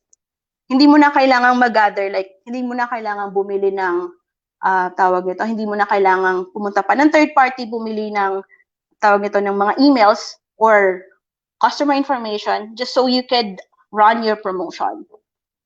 Kasi di ba, meron ka ng existing database of your customers online. Okay. Next one is look for a niche marketplace. So, let's say you are selling yung tawag nito, yung mga handicrafts, painting. Amazon is not a good place for you to sell it. Maybe yung may tawag ito at Etsy.com where you can find more products related to paintings or yung nagaganchilyo, mga ganon. So, look for a niche marketplace where you can sell your products. Hindi pwedeng lahat, lagay mo lang sa Amazon or Noon, which is, wala namang interesadong bumili sa lugar na yon. Next one is, spend on advertisements. So, although, let's say na, a purpose of, you can make money online with a very minimal investment, but you should also, tawag nito, you should also know when to spend on advertisements. Diba? Because let's say it's easier for your customers to find your website and yun. Next one is keep an eye on your ROI. When you said ROI is return on investment. So, hindi pwedeng gastos ka ng gastos, labas ka ng pera on advertisements, and then wala na palang return on investment sa'yo. So, you have to keep on track on that as well. Hindi ka pwedeng labas ng pera. Kasi masyado kang na-overwhelm sa advertisement. Ay, tawag ito, pag nag-Facebook, Facebook business, nag-sponsor ad ka sa Facebook, bigla ka nagkaroon ng madaming inquiries. But then, inquiries doesn't mean it will equate to profit. Kasi, pwedeng madami kang inquiries, hindi ka na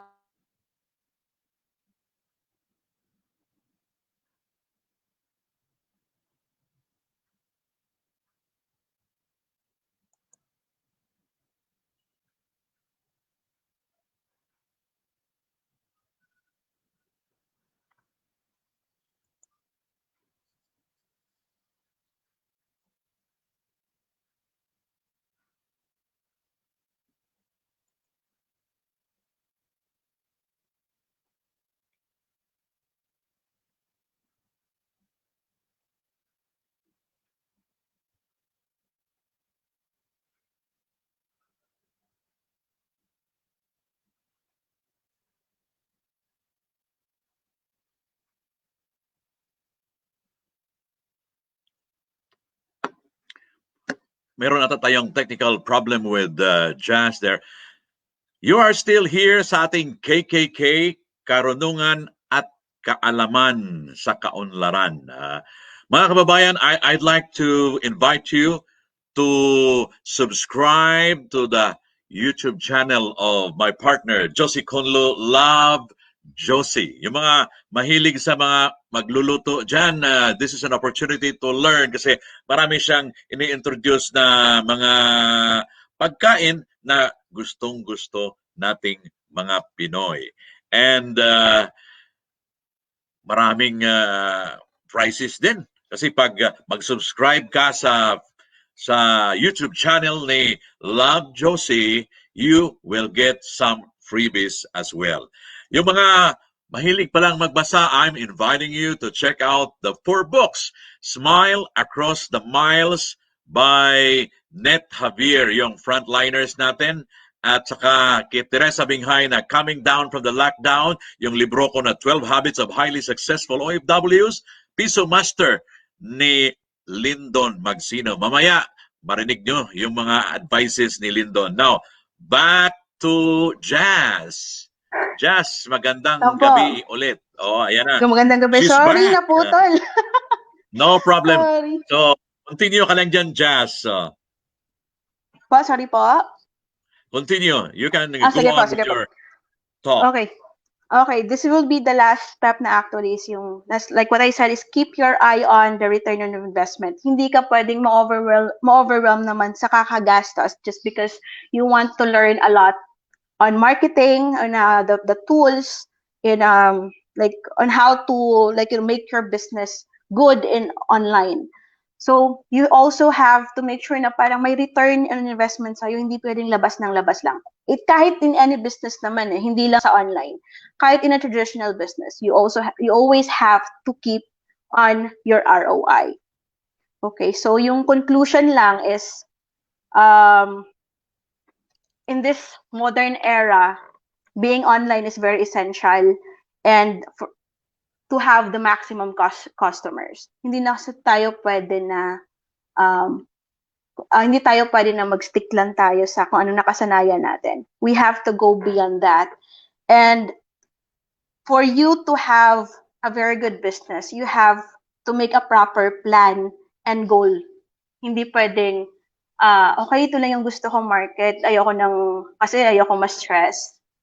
No, dapat always have that, always have that, mataas dapat lagi yung tingin mo. Hindi pwedeng, hanggang dyan lang ang kaya ko. Hindi pwedeng ganon. Because that's the only way for you to be successful. And I think that's the end of the discussion of for today. So, yun po. Ang daming magpapasalamat sa iyo niyan, Jazz, especially those Filipinos who would like to venture into online business, e-commerce. Jazz. Kuya, pwede magpasalamat lang sure. Kanina. Kasi hindi ko pala nag-greet kaninang umaga yung thank you pala kay Sir Rahul, yung manager ng clinic kung saan nag-work yung kuya ko sa Jupiter Clinics. Hi pala, and thank you for being good to my brother and to our family. Good. And watch out po, meron po pala kaming upcoming a full-length film na isushow for Kikoman Films, so keep updated din po. And Kabayan Dubai courses are our enrollment is going on po. Good. Ayan. Jazz, maraming salamat, at ito lang ang una at hindi ito ang huli. We will be talking to you more often so that you can share insights on the e-commerce. Maraming salamat. In behalf of Josie Conlo, thank you for sharing with us your expertise in the e-commerce business. You are still watching Karunungan at Kaalaman sa Kaunlaran with Kabayan Rico ng Tatak Pinoy, Loud and Proud. At I'm sure na ready na kayo sa sunod natin na speaker. So we'd like to introduce him properly. Our next mentor is a subject matter expert in business strategy, finance, investment, and global leadership. Author of Piso Master, an influential book on investment and stock market. Former advisor of central bank and international banks in the Middle East. Completed the executive leadership program at Harvard. Scholar for the Global Executive MBA at Holt International Business School based in Massachusetts, USA. Recognized in 2020 by the Ilustrado magazine as one of the most influential Filipinos in the Gulf. The founder of the Philippine Business School, Mr. Lyndon Magsino.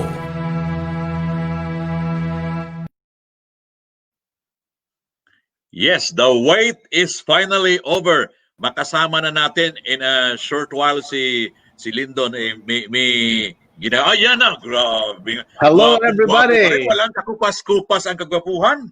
Oh. Kumusta na kayo? I'm sure you had very exciting discussions since I think when we started this afternoon. 6 o'clock. Oh. 6 o'clock. Thank you. Thank you for Pero marami na inviting nag-message me. na, sana yung mag-discuss ng stock investment para yayaman na kami. Oo.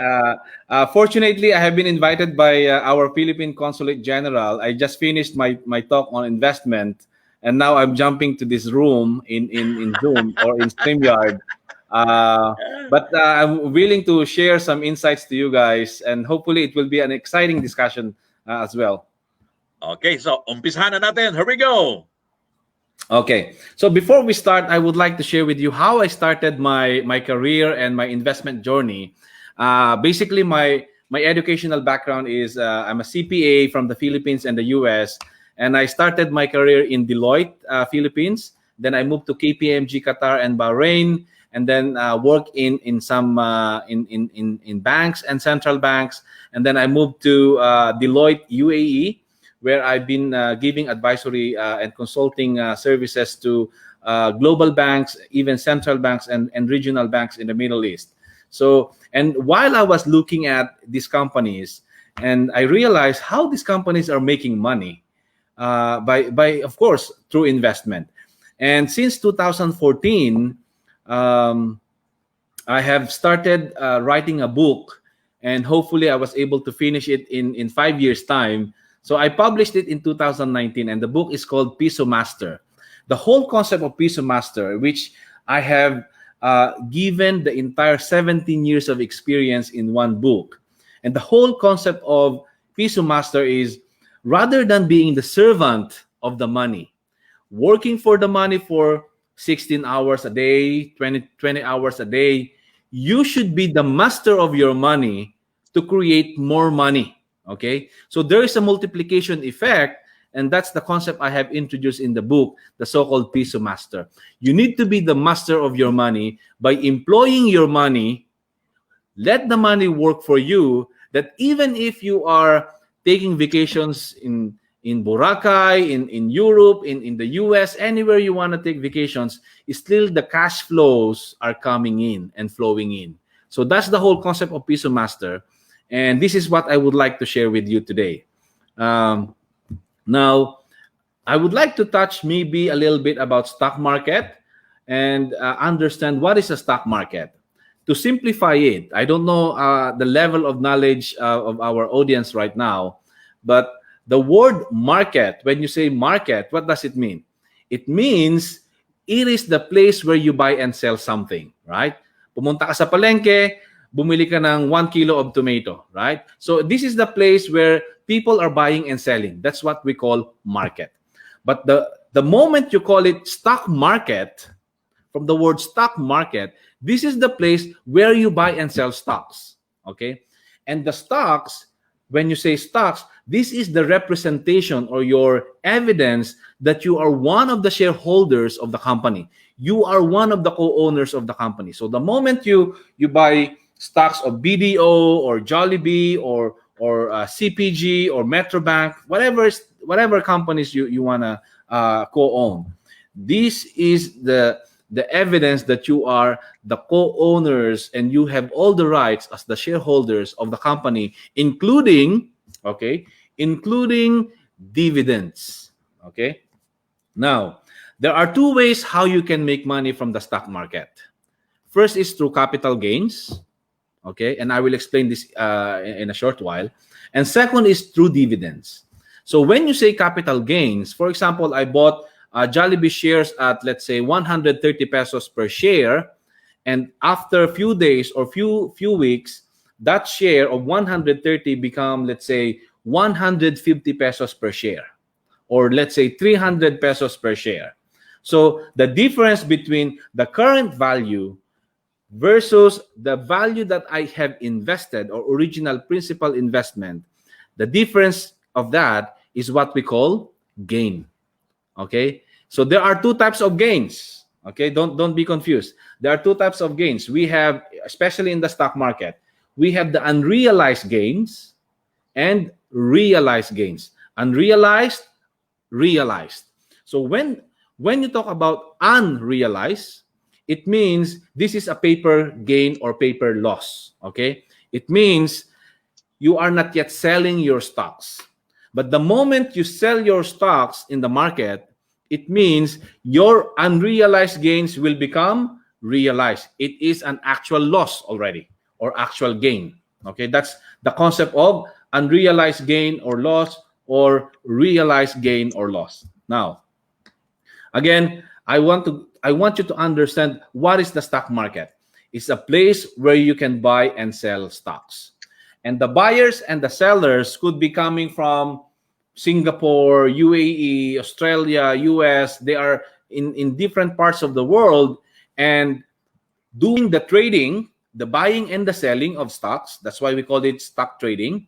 Doing the buying and selling of stocks through online platform. So unlike kagaya nung unang panahon, parang sabungan. Okay, bili ako ng 10,000 shares of Jollibee, 10,000 shares of Ayala Land, and so on and so forth. Ngayon, you need to log into the online platform, and this is available if you open your trading account. Let's say we have around 30 stock brokers in the company, and most of them have the online trading platform. So the buyers and the sellers are meeting inside the trading platform where they are doing the trading, the buying and selling. Okay, and there is always the so-called tug of war. Okay, the tug of war is the negotiation between the buyers and the seller. Okay, now you need to understand what is the buyer's price. We call it bid price, and the seller's quoted price, we call it ask price. And when they meet, let's say for example, the buyer said, I want to buy 10,000 of Jollibee shares at, let's say, 130. And the seller said, no, I want to sell it at 140. So nothing happened. There's no meeting of price.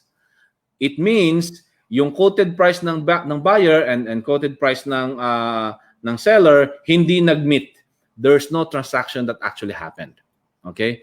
But when the buyer said, okay, mukhang ayaw ng nagbebenta ng 130, itaas ko nga ng konti. So ginawa niyang, sabi niya 135 yung kanyang bid price as a buyer. And then the seller said, okay, parang walang bumibili ng 140, ibaba ko nga ng konti, baka masyadong mataas yung price ko. And then they meet at 135 per share. It means there is the so-called last traded price, or the so-called LTP.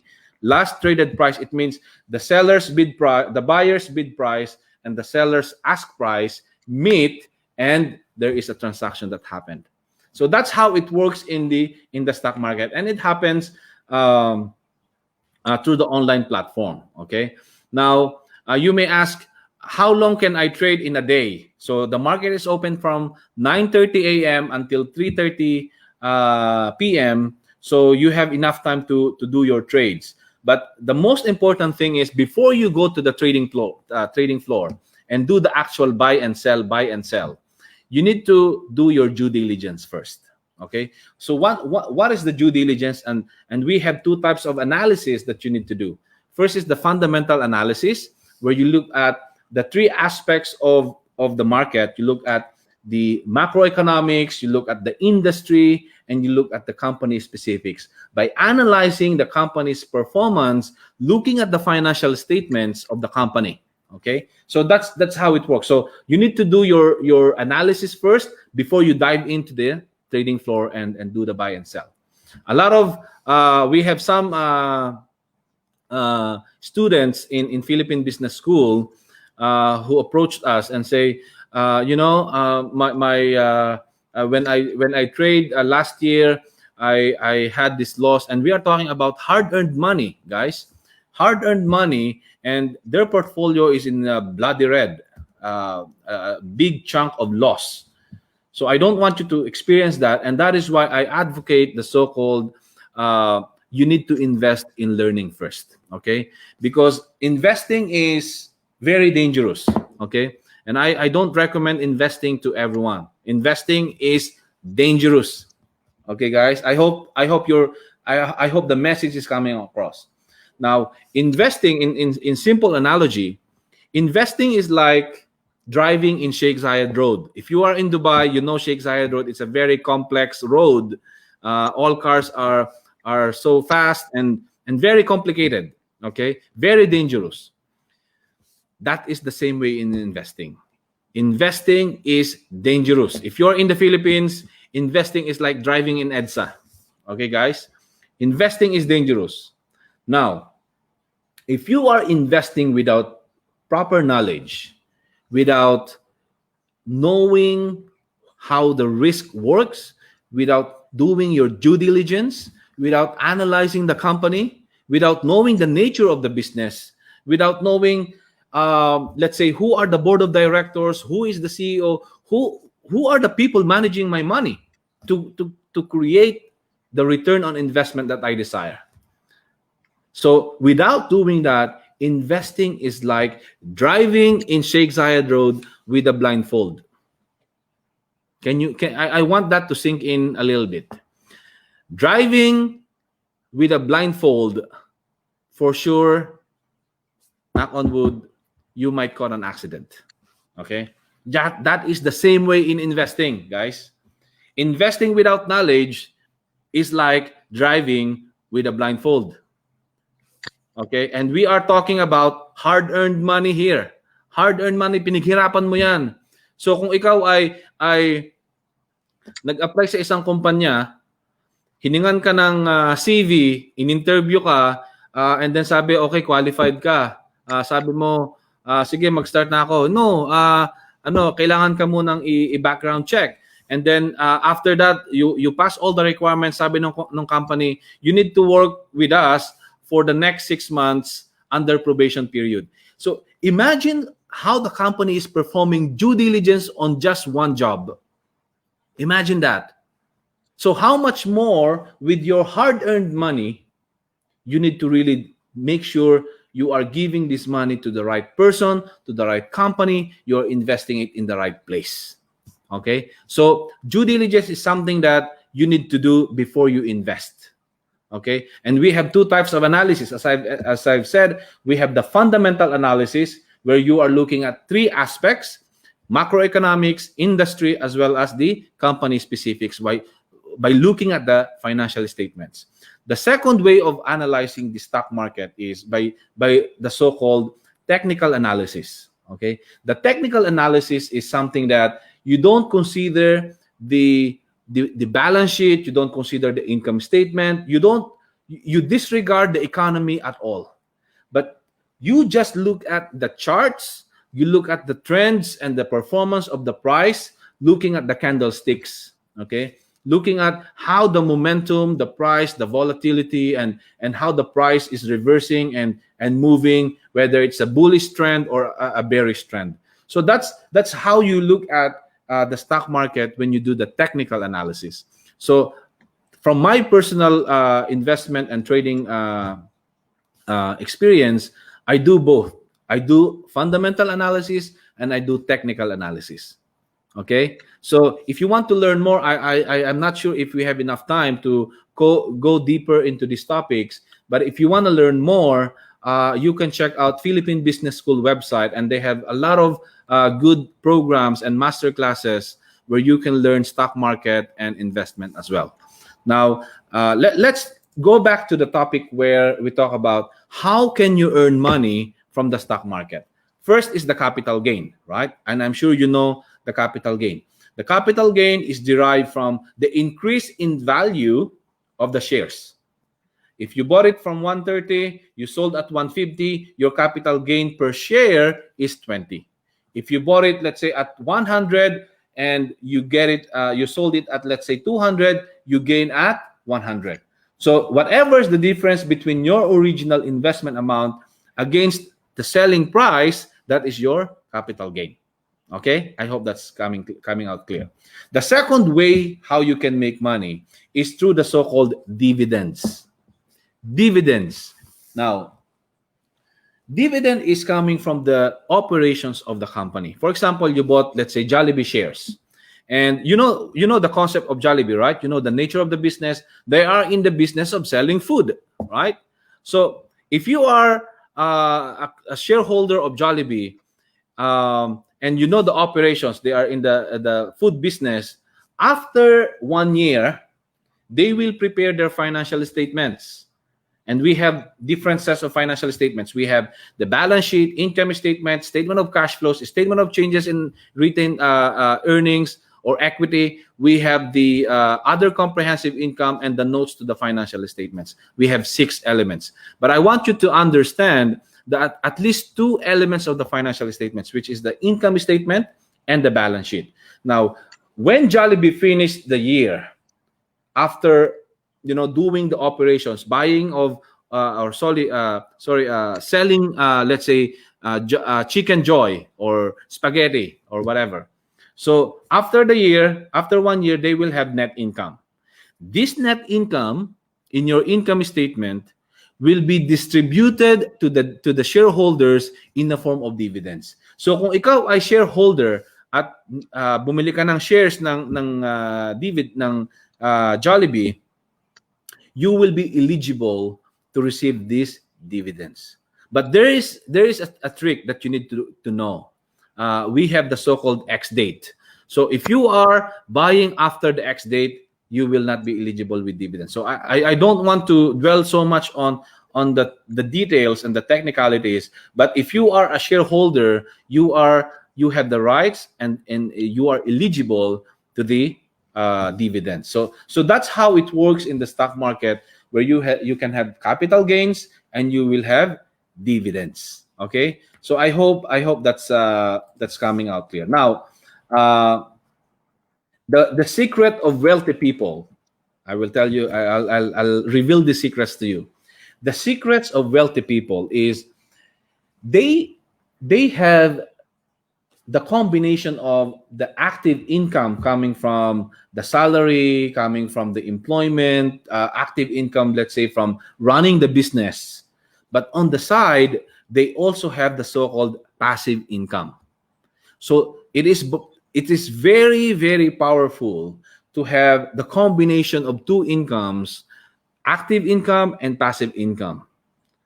The only reason, the reason why it is important for you to know this and to start building your passive income in a Piso Master way is because you cannot live by having one source of income alone. Even Warren Buffett is saying, never depend on one single source of income. Always create that second source. So if Warren Buffett understands this, if all the good investors are understanding this, if wealthy people are doing this, what is harm in doing these things as well? What is wrong in doing this? We should try these things. So the whole concept of Piso Master is combining your active income with a lot of passive income. And maybe you will be asking, why do I need to have passive income? The reason for that is you have multiple outflows, kapatid. Okay? You have multiple outflows. Tatawag yung nanay mo, o anak, kailangan mong magpadala ng 10,000 dirhams. Nilipad ng bagyo ang bubong natin. Or kaya yung anak mo, tay, kailangan ng mag-tuition fee sa school. O nay, or ate, kailangan ko ng ganito. Ang dami mong mga obligations back home. And I don't suggest that you stop supporting your family. I'm not suggesting that you need to cut all your obligations back home. But what I'm just suggesting is continue to give and perform your obligations in a very, very smart way by increasing your inflows, your cash inflows, so that you can sustain and you have sufficient money and funds to cover up all those outflows. Are you getting me, guys? So that's how it works in Piso Master, and this is the secret of most wealthy people. Okay? This is the secret of wealthy people. By combining active income and passive income and investing in different vehicles, including stock market. Okay? Now, I would like to discuss with you. A lot of people they think that they are investing. Okay, especially mga kababayan natin. Bumili ako ng ganitong investment. Bumili ako ng nag-invest ako sa ganun. If you don't fall into these three categories of investment, then you cannot call it an investment. Okay? So the definition of investment is it must be income generating asset. You acquire an income generating asset. Okay, that's number one. So for example, for the ladies, I'm sorry to the ladies, if you say, "Oh, I bought a Louis Vuitton bag," and this is an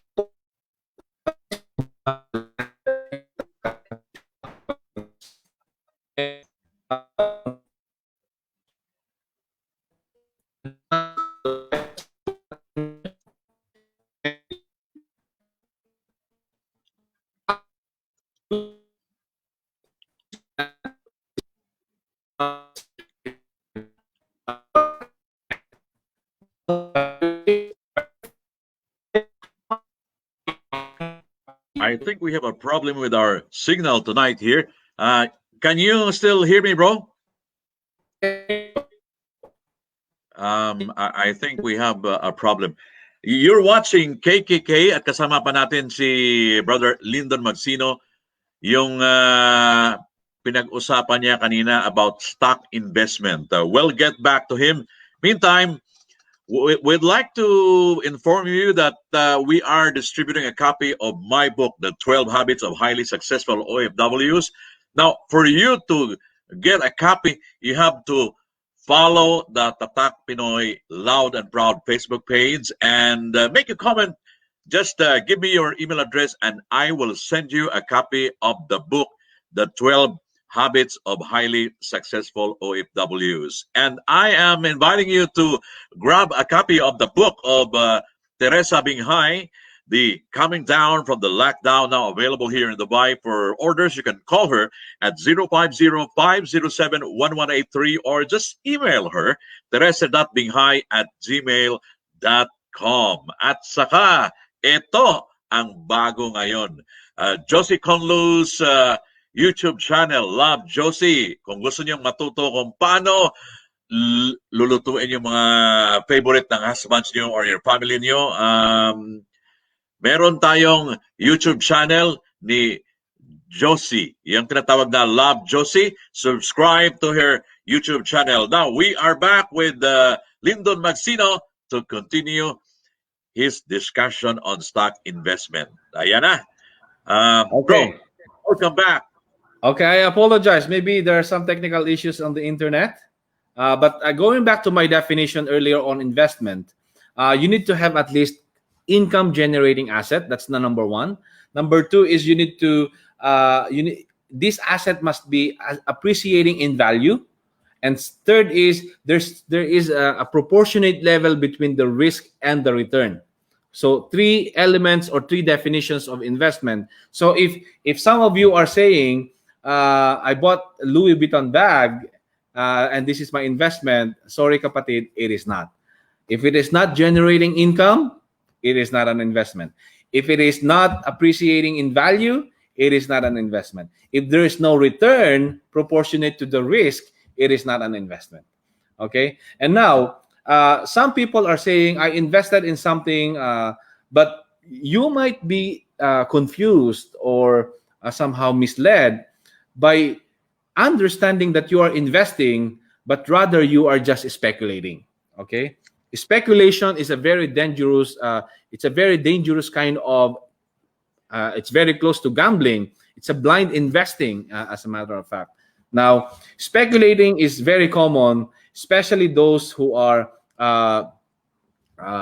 mga very aggressive kind of people. They are just looking at the, let's say, 30% return per month. And we have this kind of scenarios in the Philippines where certain groups from the Philippines are saying we have a 30% return every month. It's too good to be true. Definitely, it's not true.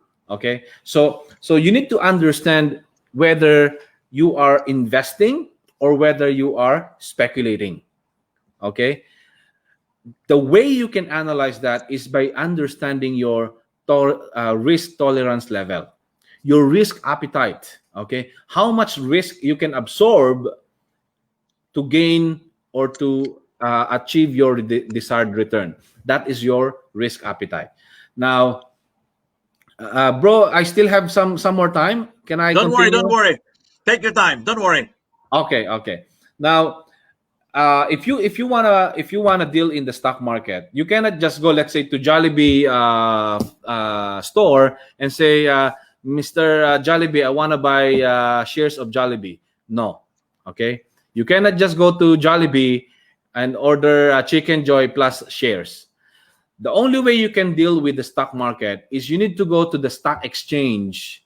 Okay, you go to the stock exchange. That is the company, okay, or the regulator managing all the releases of stocks. And for you to avail this kind of shares or get the shares, you need to have a broker. You need to have the so-called stock broker. And we have so many in the Philippines. In the Piso Master book, it's actually in I think appendix number 3. In appendix number 3 of Piso Master book, you can see all the list of all the stockbrokers in the Philippines. And when you choose your broker, let's say First Metrosec, Call Financials, Nomura, or BPI Trade, and there are so many. You need to look at how much is the commission for every buy and sell. So what is this commission? For every buy and sell of the stock, the broker will charge you a commission, and there is certain transaction fees that you need to pay to the stock market, to the Philippine Stock Exchange. And this is something that you need to consider, okay? Because some brokers are charging a quite high kind of commissions. So you need to balance, especially if you are looking for very simplified kind of online platform, very straightforward. Then you can just pay 0.25% of the commission. But if you are dealing with a very sophisticated kind of platform, then you will have technical analysis, fundamental analysis, and all the news, the charts that you need in your analysis. Everything is there in your online trading platform. Then it's okay to pay certain commissions or higher commission. So that's one considerations that you need to make. And before I end the discussion, I would like to give you at least 5 principle of investing that I personally do in my investment journey. 5 principles of investing. Number 1 is, and you can write it down, okay? Number 1, invest in learning. Okay, as I've said earlier, investing is dangerous and it's like driving in Sheikh Zayed Road. But investing without full knowledge is like driving with a blindfold. Very dangerous. And the quote that I can share with you is, pour all your nickels and coins from your pockets into your mind, and sooner or later, your mind will pour golds into your pockets. You see? So the process of converting your nickels and coins to become a gold is just investing in your mind. So investing in learning is number 1 principle that I suggest.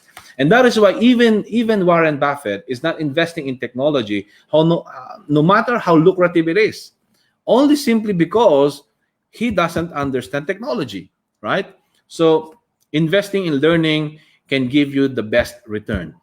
Invest in learning first. Okay, so that's number 1 principle. Number 2 is you gain at the time you buy. not at the time you sell. Sounds oxymoron, right? You gain at the time you buy, not at the time you sell.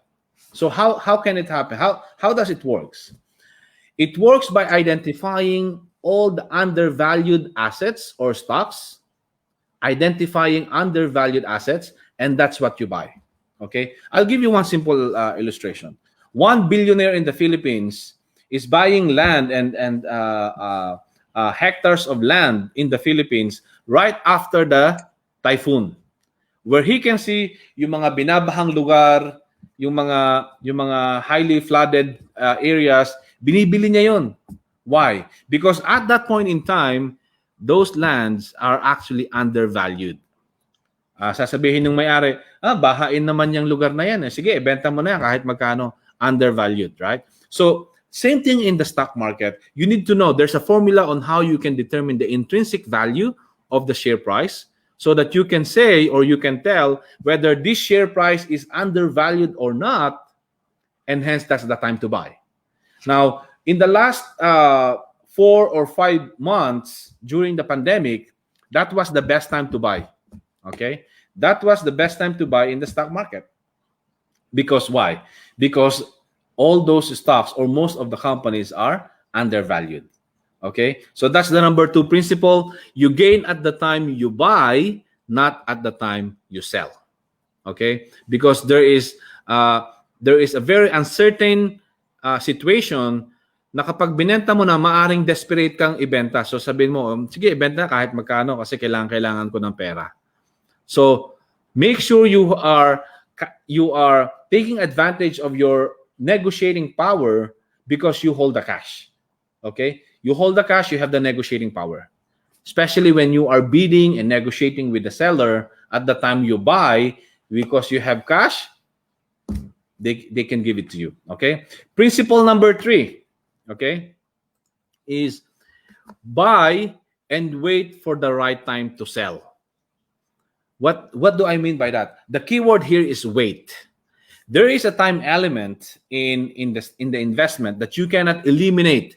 The time element is the critical factor in investing. And you cannot say, I will invest in that, I will invest in this, and after 1 month, I will become a millionaire. No way. It doesn't work that way. Okay? The way it works is there is a time element, and even the banks, when they lend money to you, the interest income, the bonds, the coupon rates, it talks about the time. Okay? And even the formula is saying principal times interest rate times, let's say, 180 days over 360 days.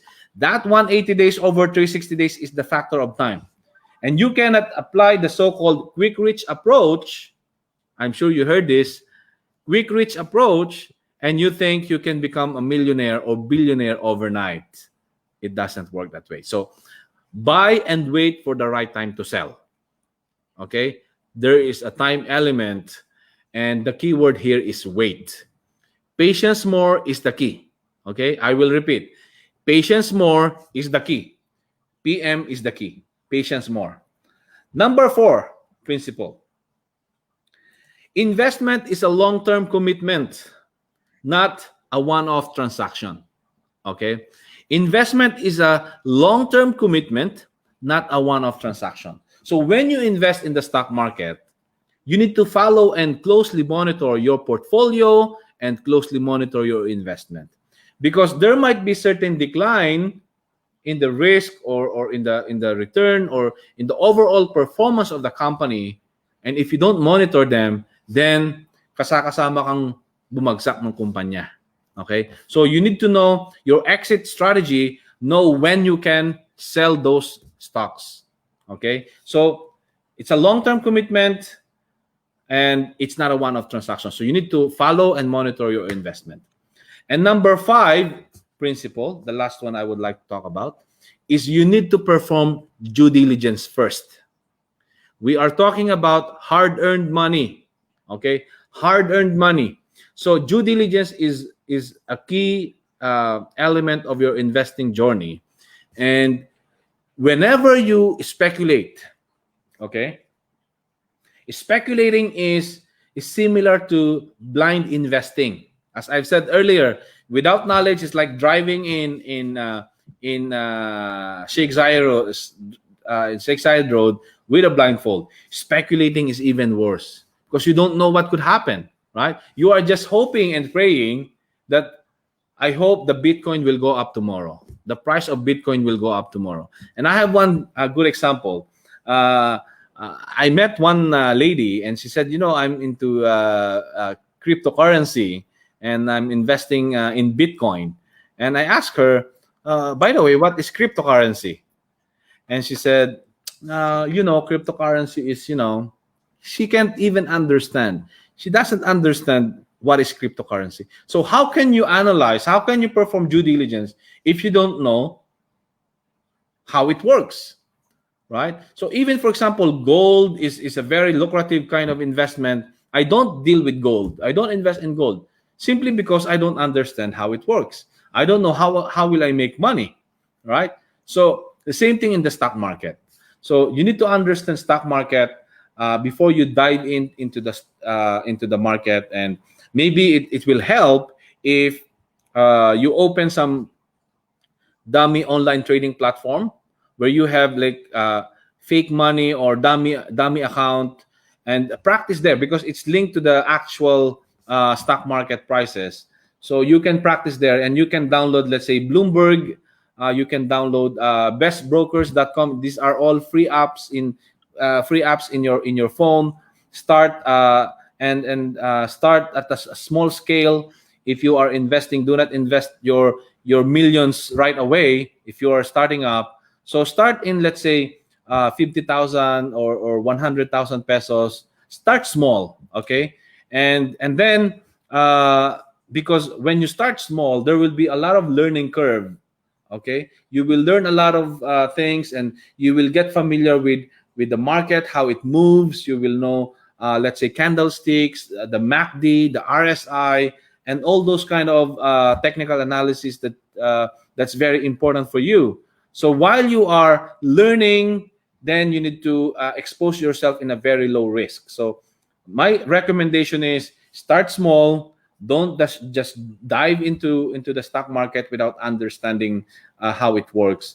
And I would like to take this opportunity to, maybe this will help you as well if you are really interested in investment, in how you can make your or your financial freedom, how to become financially free by investing, or if you want to master stock market. I personally recommend this book, Piso Master. This is the book that I have published last year, and this is available online. Just check it out, pisomaster.com. You can have the colored printed of the book. And also you can have these are all the trading platforms. You can understand how to interpret and understand the graphs. This is available in printed copy or ebook. Just go and visit the website called pisomaster.com, and you will learn a lot of things from the website for free. And if you really want to master stock market, I would like to invite you. We have a lot of courses at the Philippine Business School on stock market and investment, and grab this opportunity. This is a lifetime kind of skills that you can develop for yourself, not only for you, but also for your family.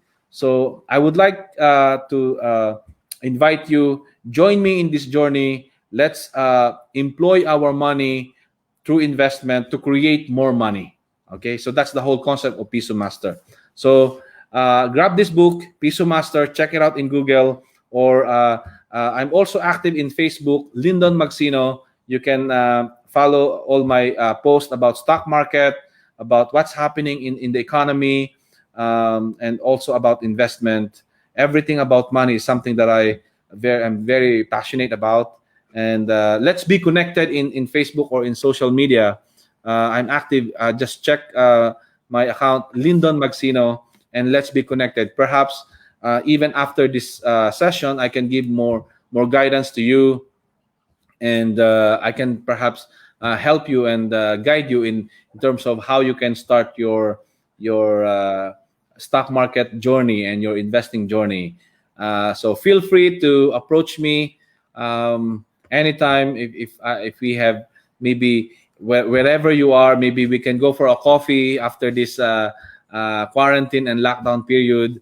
We can go for lunch or a coffee and discuss investments and you know, your take on your experiences on your investment journey. So I hope I have imparted some knowledge to you guys, and looking forward to meet you in person, face to face, if we have some time in the future. Bro, I hope Thank you for joining us tonight and for providing us an informative learning session, and they will appreciate it very much. Thank You talk about stock investment courses that the Philippine Business School is offering. What are the other courses that you are offering? We have entrepreneurship business courses. We have for essential skills. We used to call it soft skills, but these are essential skills nowadays, and we have that kind of programs and courses wherever you are, anywhere in the globe. It's available online. We have a virtual classroom in Philippine Business School. You can register online as well. Smooth kind of process, and I will be having a webinar, a 3-day masterclass on August with hundreds of CPAs and finance professionals in Saudi. So if you are in Saudi, or you can join us, it's live in Zoom. So anywhere you are, even if you are in the Philippines or in other GCC countries or anywhere, you can join us in this masterclass. We call it Masterclass in Stock Market and Investment. It's a 3-day masterclass, 3 whole Fridays. Check it out in Philippine Business School website, and you can join us. Register now. I think we still have some promotion there. The original price of this is 1,000 dirhams, so equivalent to around 14,000 pesos. But this time we are just charging only 200 dirhams, 200. So about 80% discount to everyone, because we know the situation right now on the pandemic. Okay, but it's a very good learning. 3 Fridays, compact kind of discussions. It's a masterclass. Join us. Go to the www.phbusinessschool.com and search for Masterclass in Stock Market and Investment. And I hope makita-kita tayo doon.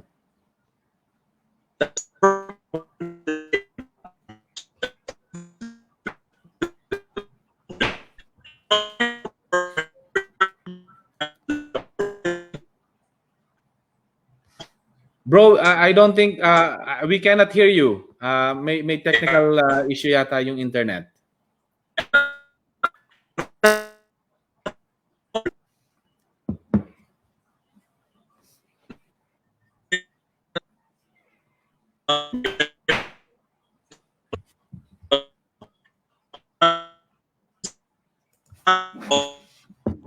Konlo, sa mga nanonood po, maraming salamat for joining us. At we will again provide you more learning session next week on a Friday.